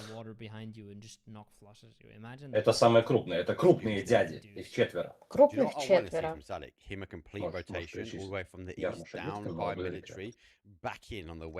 Не буду. Не буду. Либо скажи, что я сейчас не И на тебя подписались с целью помочь. Спасибо. Спасибо большое. Нет, они есть русскоязычные, но и основных крупных их 4 всего. Сейчас Никита вернется, и он тебе ответит прям по фамилии. Вот, а так их очень мало, и не все... Куда ты их Крафтон писал? Да, много куда писал, но требуется большое количество подписчиков, то есть 1000 на одном канале, у него на ютубе больше всего подписок, то есть 400, сейчас тебе даже точно скажу, 487 человек на ютубе, а надо, чтобы было 1000.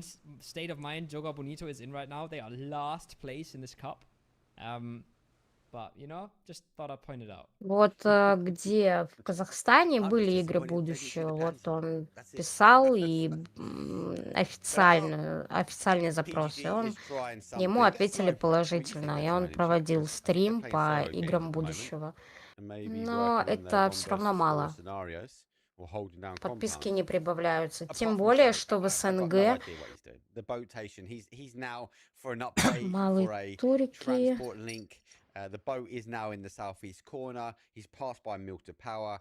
He's now cresting his way. Посмотри в записи. Есть. Так, как много рукоментаторов. Самые крупные дяди именно в PUBG. Не все они комментаторы, но они крупные дяди среди СНГ. Я не говорю про Россию, я говорю именно про СНГ. Это Ярмаш Одескин, PUBG.ru, знаменитая двойка. Это рекрент, это молодой, это Бахмет. Вот это 5. 5 самых крупных дядек. Есть много мелких стримеров, которые пытаются получить партнерку. У некоторых уже есть партнерка. У меня партнерки с Крафтоном до сих пор еще нет. И не будет, пока что я не наберу 1000 подписчиков. Крафтон мне эту партнерку не выдаст. У них есть жесткие правила насчет этого. Насчет других турниров я, естественно, пишу в разные организации. Я писал в Games of the Future. Мне одобрили комьюнити каст, и я, как русскоязычный стример, участвовал в этом. Тоже записи есть на канале. Games of the Future был относительно недавно, конец июля, начало августа. Также eSports Foundation мне одобрил квалификации на ENC, eSports Nations Cup. Тоже я их стримил. Правда, eSports World Cup он мне не одобрил, но я их тоже стримил. Вот, одна организация мне прислала 2 разных ответа на 2 турнира. Ну, тут немножечко неувязочка, потому что я не понимаю их сути, почему они одобряют одно и не одобряют другое. Так пишу в разные организации. Есть, в принципе, среди СНГ очень много даже СНГшных турниров проводят. Так,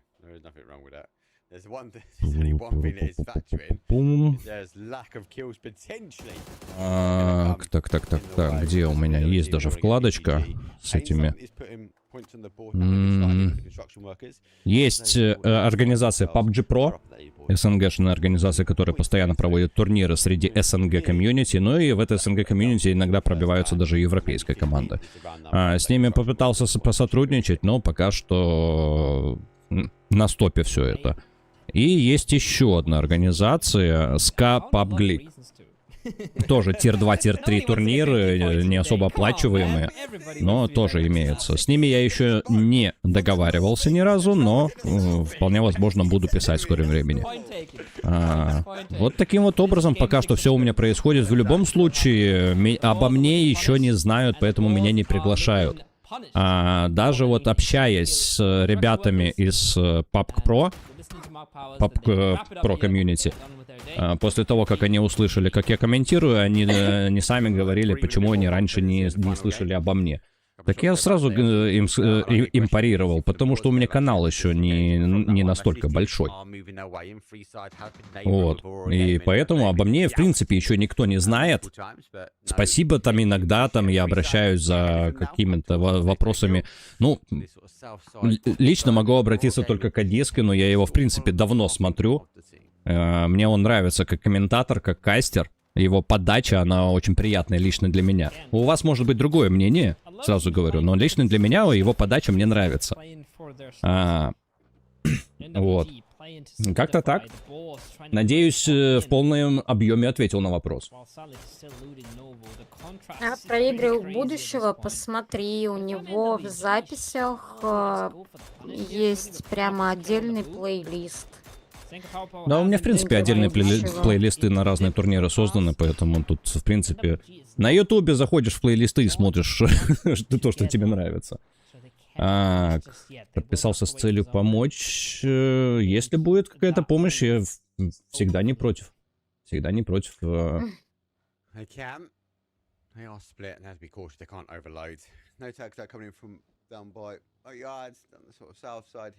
Ну, самая главная проблема именно меня как комментатора, то, что у меня еще маленькая комьюнити. Самый большой канал действительно на ютубе, 487 подписчиков. На ВК Видео Лайв, сейчас скажу точную цифру. На ВК Видео Лайв у меня прямо сейчас 74 подписчика. И на Кике, но канал на Кике создан относительно недавно, там всего лишь 21 подписчик. А еще, если подпишешься на телегу, мы там иногда проводим розыгрыши. Ну, очень редко, потому что, в принципе, это все будет учащаться по мере роста каналов. В любом случае, все ссылки в описании. Ой, зря закрыл вкладку. Открыть. У меня ж на втором экране еще КС-ка. Мы вдвоем. У меня ж на втором экране еще КС-ка. Слежу за Legacy и Spirit. Спириты первый матч забрали. Потненько, но забрали. Ему, что он в коридоре что-то ковыряет. And it's not looking good for the workers. They were able to find one earlier. Paints once again the WAN to get it done. Slavin does a good bunch of damage around the corner, though nicely held. Not all of the workers are here. It's only 3 of them, and they have been 3v3, just like that. 15 points, and they're down to 1 member. You just... Да, Нара, привет. 3 часа просидели просто... Поскучали, и наконец-то чат ожил немножко. Смотрим пикап. Чилим, как говорится. Уже последний 5-й матч. Победитель сегодняшний попадает на пек.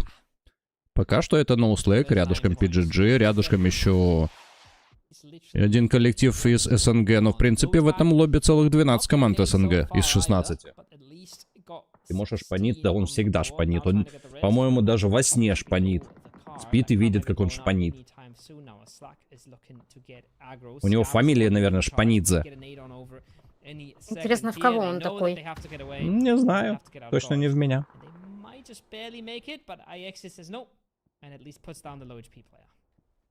Даже уведомление не пришло, трансляцию.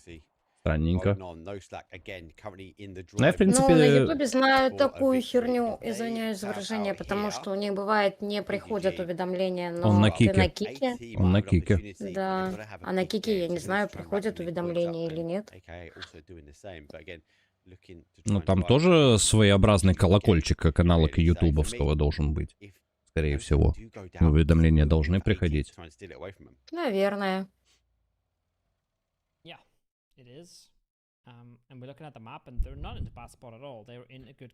Так, что у нас? Школа общаги, рожок. Вот это да, вот эта зона. Сейчас в общаге будет тотальное заселение, скорее всего. Либо зона патрулит команда и к западу от школы уйдет. Чистое поле. Давно изменил название сбора донатов? Да, относительно недавно. В принципе, под определенную дату и изменил название. В смысле? Да ничего, это так, в своем.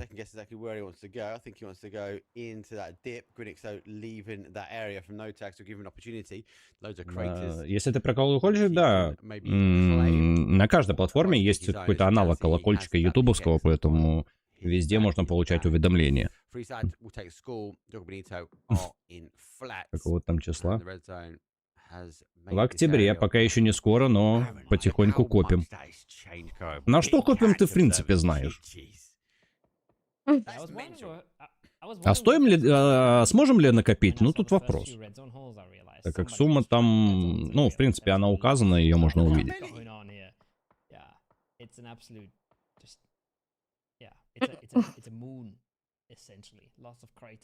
То есть тебя спрашивают, какого числа, а ты такой, в октябре.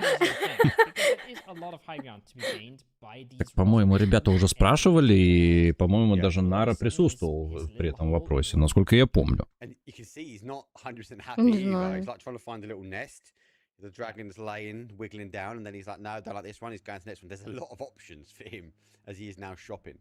Salik has some options, and his options are to rotate. Now, he's still obviously on that rotation. He has found himself on the main. Я помню, кто? Грифон спрашивал. Вот я не помню, на каком-то стриме это было, вот на каком, честно, не припомню. Мы Split Fiction, по-моему, проходили, и Грифон присутствовал на стриме. Такой, какого там числа, напомни? 16-го? Ого, ты запомнил. Я просто пизделей не хочу получать. Не обманывай. А то там пабгерская сковородка уже, я чувствую, уже нагревается. Он обманывает.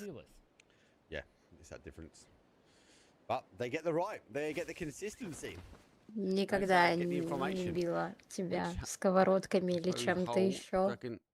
Fex has opted to take. He also does have a neighbor of Sata. Actually looking to try and close the gap as well as he will make his. Чтобы вы понимали, в прошлом году он даже не помнил, что у меня день рождения, в какой день и какого месяца. У меня очень плохая память. Когда он там выстраивал график для стримов и на работе, на этот день у него выпадала смена. Я ему говорю, а я думала, ты со мной побудешь? Он такой, в смысле? Я говорю, ну вообще-то у меня день рождения. Он такой, блин, я забыл. Не, ребята, я не ругаюсь и не обижаюсь. Я прекрасно знаю его память. Это вполне логично. Ну, ладно память, но память... Ладно обычная память, но память на цифры еще хуже. Поэтому не знаю. Вы уж извините, я забываю, какой сегодня год. Да ну. Ну, бывают у меня такие случаи. Я иногда думаю, что сейчас 25-й год. That's 100 damage mortar. That is gonna send you right back into defense mode if you miss your voice, and that's good news for Full Force. Slaven, he's been taking good notes about what the pros are doing to line up their mortars more effectively, and it has paid off. Bit of a controversy going on right now, but it is the name of the game. You optimize wherever you can, and if that's using your headphone cable to measure out how far this mortar is, then that is what you have to do. AT slowed down considerably by this because they were looking like they could maybe get a kill and maybe play into a weak side of a team that they already killed. And now suddenly they Нет, меня не обижает. Good read though. Ну, No slack. мне кажется, это связано еще с тем, что я, в принципе, ну, как бы, мало людей помнят или знают, даже родственники некоторые не помнят, когда у меня день рождения. Никогда дни рождения не отмечала, поэтому нет. Maybe it hasn't been red zone. Maybe it's just been freeside the whole time. Digging craters. Yeah, just 200 of them. Oh my days! What? Yeah. This is also so tough. This is why I was so worried about PEC earlier, and now about no slack. When there are teams sitting around you and they do have a mortar, things can get so tough, and this is a little counterplay for you once you're committed to that dip. So Sata immediately punished, and there's no tackle who gets the kill, but it is slack down to just one. There's AT on the top. Никита, а дату свадьбы помнишь? 13 мая. 13 мая специально выбирали.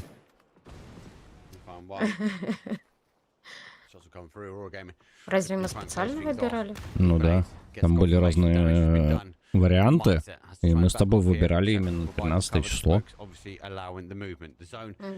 По-моему, это была пятница, да? Но вот что это было, я не помню. Сейчас посмотрю по календарю. Oh my god. Salik can ruin AT here. Yep. 20. Right behind him. He's right behind him. They have no clue there. А, нет, это была суббота. And even if he just takes one, Ну, все. that is gonna hurt their game so Выбрали much. не They ту need a дату. big one. Расстройство, да? Да. Another one on the board, gets the flush as well. Ну, не Lives то чтобы специально, он вообще хотел через месяц, там были окошки, и чуть ли barely alive here. His toes are sticking out, but it's не... fine. Как мы подавали заявление в середине февраля, But he's also just и там уже на конец февраля были окошки. И он хотел прям побыстрее и пораньше. Я говорю, не-не-не-не, спасибо. Okay, looking to try and close the gap, but I don't think they can close the gap enough. Though the zone will continue to push them. It's an Так а explosive. чё, как говорится, как говорят в этом случае, чё сиси мять? Чё вы тёте мнёте сиси? Как говорится. Как многие делают, сначала живут друг с другом там сколько-то лет, а потом уже начинают строить именно семейные отношения. Это тоже еще не показатель. Да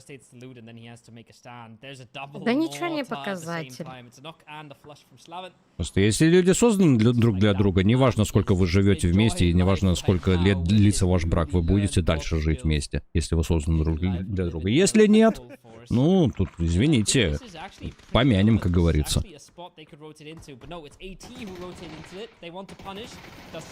Ну, почему отказалась? Во-первых, с момента...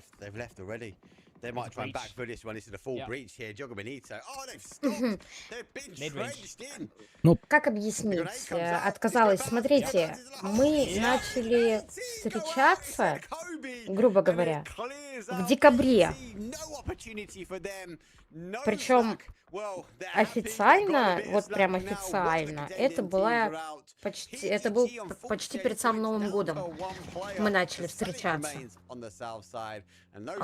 Получается, что первый Новый год мы провели вот как раз-таки уже в отношениях, то есть встретили Новый год.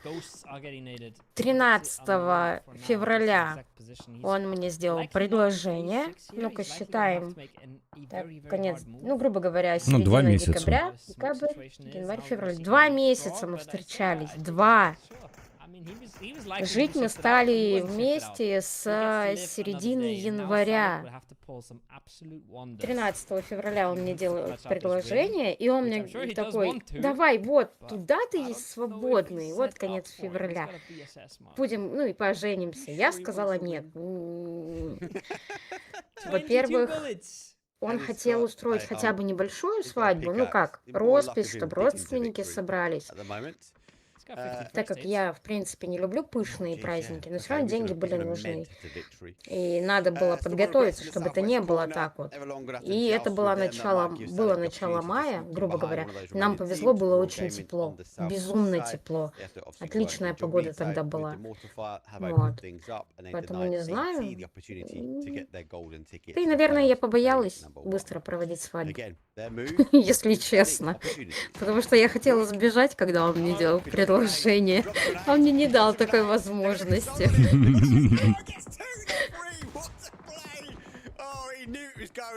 Потом смеешься.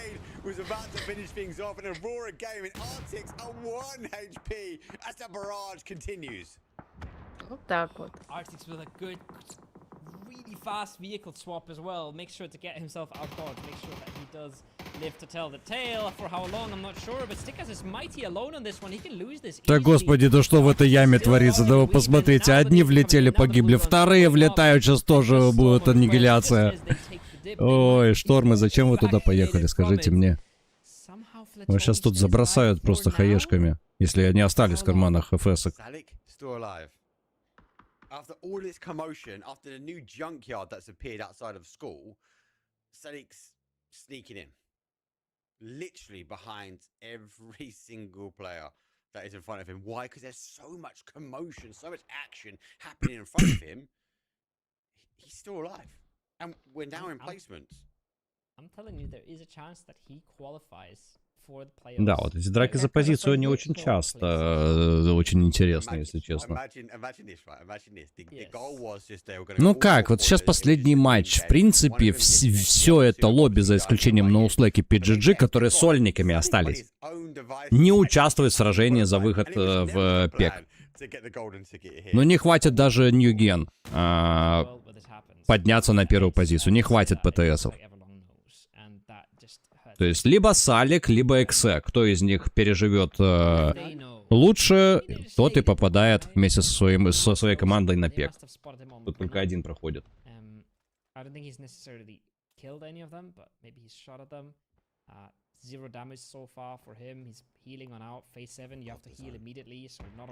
из-за прошлого опыта я не боялась. Я, если честно, вообще не собиралась. Ну, вырос тут. На голову, да? Больной на голову. Я просто, в принципе, не собиралась замуж. Ну, не знаю. Не то чтобы прошлый опыт. Я просто думала, что, во-первых, рано. Все-таки. Мне так казалось, что рано. А Вот сейчас на все на это смотрю.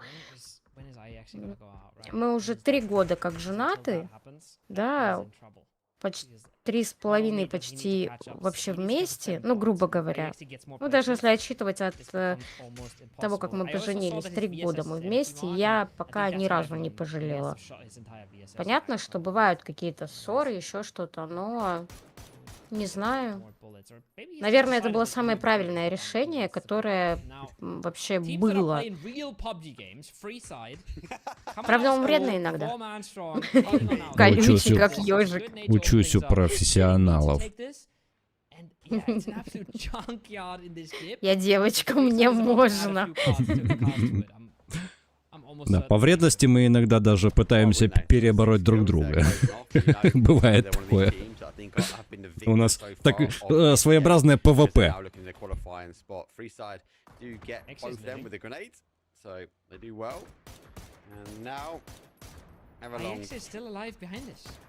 Зато не скучно. Это да. Ты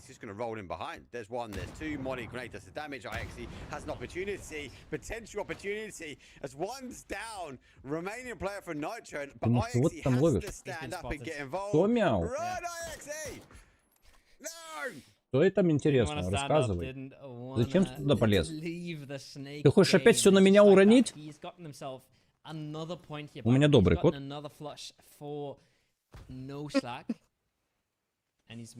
Тимоша. What's the gap? 6 points. Mr. Salix. It was 7 points. It's 8 now. And it's come back to 7 points now. There is still 5 placement points to be gained for Salik. No. So he needs at least 2 kills in the win at the moment. Oh my god. Stirable. All for the memes. Or just a win won't get him over the line. He needs to get Вот killed. Никита пускай на этот вопрос It got 4 versus 3 первый. versus Да не было никаких мыслей еще. That boat tated his way in. It'll be a straight head-to-head, right? Еще? А ты, я смотрю, надеешься, Нара, вот как-то выцепить, а?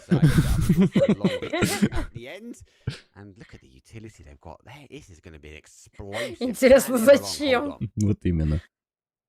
It's gonna be tough. They gotta find some insane openers, and I don't know how they should find them. They're playing this slow, they're biding their time. It's another phase 8 that goes mighty quiet. But Everlong needs to smoke themselves into util range. Не знаю насчет мысли, я помню, мы были женаты, наверное, около года. И я как-то проснулась в плохом настроении, просто потому что мне приснился сон, что я Никите говорю, что мы разводимся. Я ему рассказала, и его эта информация загрузила на 2 дня, и он думал, что я хочу с ним развестись. Не, ну благо все было в порядке. Я говорю, ну это же сон, я же рассказала. Господи, никто не знает, где Салик, а он там засел.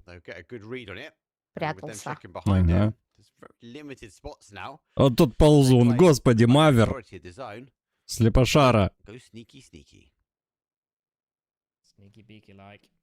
Салик еще немного и в зону заберется. Ну, блин, его скоро Мавер заметит. По-моему, уже заметил. Да, заметил. Все, минус Салик.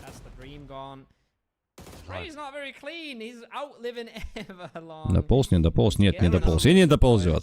Все.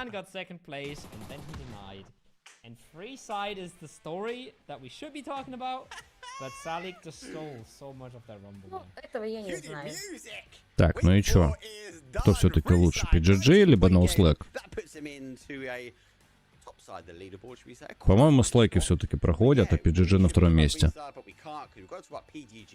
Rotation, northeast, down to southeast, drove his way in, shot a couple of times, got a first aids, bagged himself a second place, but with no kills. The maths to keep on mathing, that won't be enough. It's weird, right? It seems so easy how he got that second place, and it seems so easy how he gets those points. And you look how hard some of these other teams had to work for 5 points, and Salik just sneaks away with 6 there. It's a crazy outcome. But still, what we should talk about is NoSlack winning the tournament. That's big. That is them locking it in. I think with playing only 3 weeks, they have now locked it in. And then Freeside making a massive step towards qualification. Ну-ка, о, этот Ворс 0-0-0.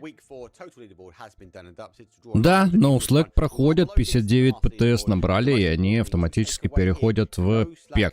PEC-фал, который начнется 11 сентября. А вот остальным нужно будет еще набирать поинты. Сейчас общую табличку нам, скорее всего, покажут уже.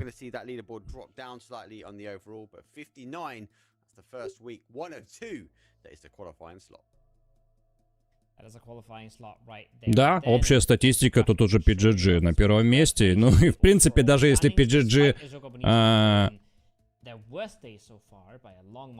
не выйдут на 5-й кап и не сыграют 5-й кап, они в любом случае с первого места должны проходить на PEC и играть все 3 дня. А вот на Slack действительно уже можно расслабиться, они могут даже не играть дальше.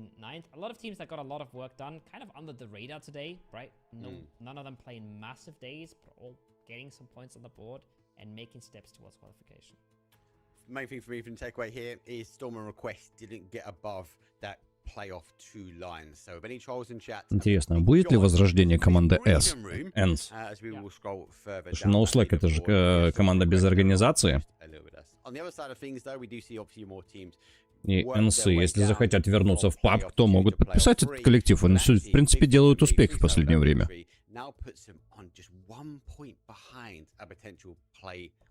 Day 2. So it's going to be really critical now, Caro, for them to go away, make sure they're back in on Monday and grinding through to next week. Yeah, but then imagine if Salek didn't deny, right? Это был последний матч. Salek didn't deny, да, and then they да. have 1 point more, and they could be in playoffs too, especially like just 1 or 2 points more. It is incredibly close here. Сильно испугался, что подашь на развод. Ну нет, просто мыслей куча навалилось. Я очень часто беру и тупо молча о чем-то раздумываю. Я тебе, Нара, открою великую тайну. Мужчины уходят и могут возвращаться туда-обратно, чаще всего в отношениях. А женщина, когда решается на такой шаг, она уходит долго. То есть она копит, но она уходит один раз и навсегда. Это психология. Банальная, женская и мужская. Потому что мужчины могут возвращаться. Женщины, чтобы возвращались, это крайне редко. И если они намеренно это делают, то есть специально уходят, чтобы вернуться. А так, если она уходит, то уйдет, вот, сказала, ухожу, все, больше не вернется. Так, ребят, всех спрашиваю, кто смотрит на ютубе, на кике, на ВК. Есть варик, вот. PEC закончился, в принципе, мы можем, как говорится, и завершить. Но есть варик переключиться на другую трансляцию. Сейчас идет матч Legacy Spirit, уже вторая игра. Вторая карта они играют. Spirit пока что 1-0 ведут. Можем посмотреть, но при этом я отключу YouTube и кик и смотреть будем только на ВК. Я не хочу ловить страйки, поэтому никаких ютубов, никаких киков. Будем смотреть? Собак. Ну, подожди, сначала собака, там еще дождь не закончился. Сейчас закончится, сразу с собакой надо сначала погулять. Ютуб, кик, к вам вопросик. Будете переходить на ВК? That, though, being said, that's the end of the show. We have to thank you very much for the production. Caro, thank you very much for stopping by. And obviously, I'll see you next week. For all the players, well done and GG's. And a big shout out for No Slack. You've punched your ticket through to the playoffs one. We'll see you guys a bit later for PEC. If not, we'll see you on PGC.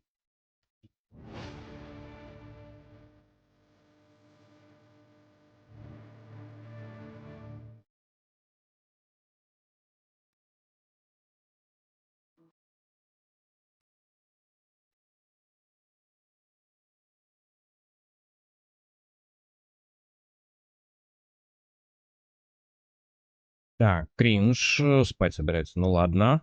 Тебе спокойной ночи тогда. Вот остальные не отвечают.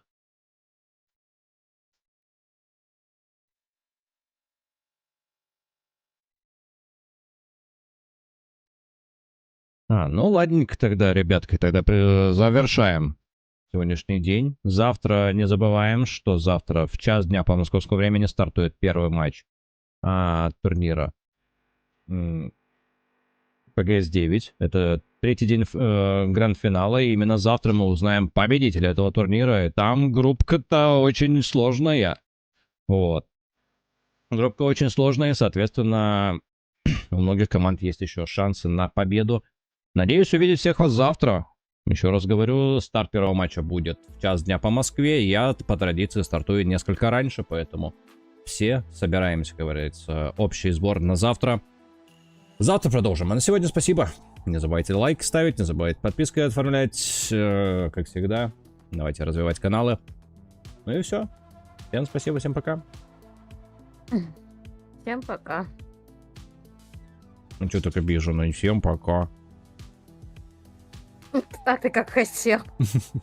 Не, ну это так слышалось, типа, всем пока. Ну что-то обиделась, все. Нет, я Надо просто в конце добавить, ой, все. Я тут дочитываю комментарии. И тут это... Хорошо это понимаешь, а Никите надо об этом помнить. Понял, Никита? Тебе надо об этом помнить. Да, согласен, что надо помнить. Ну все, ребят, спасибо за то, что хотя бы кто-то из вас пришел на трансляцию, хотя бы с кем-то пообщались. Ну все, всем до завтра. Всем пока-пока.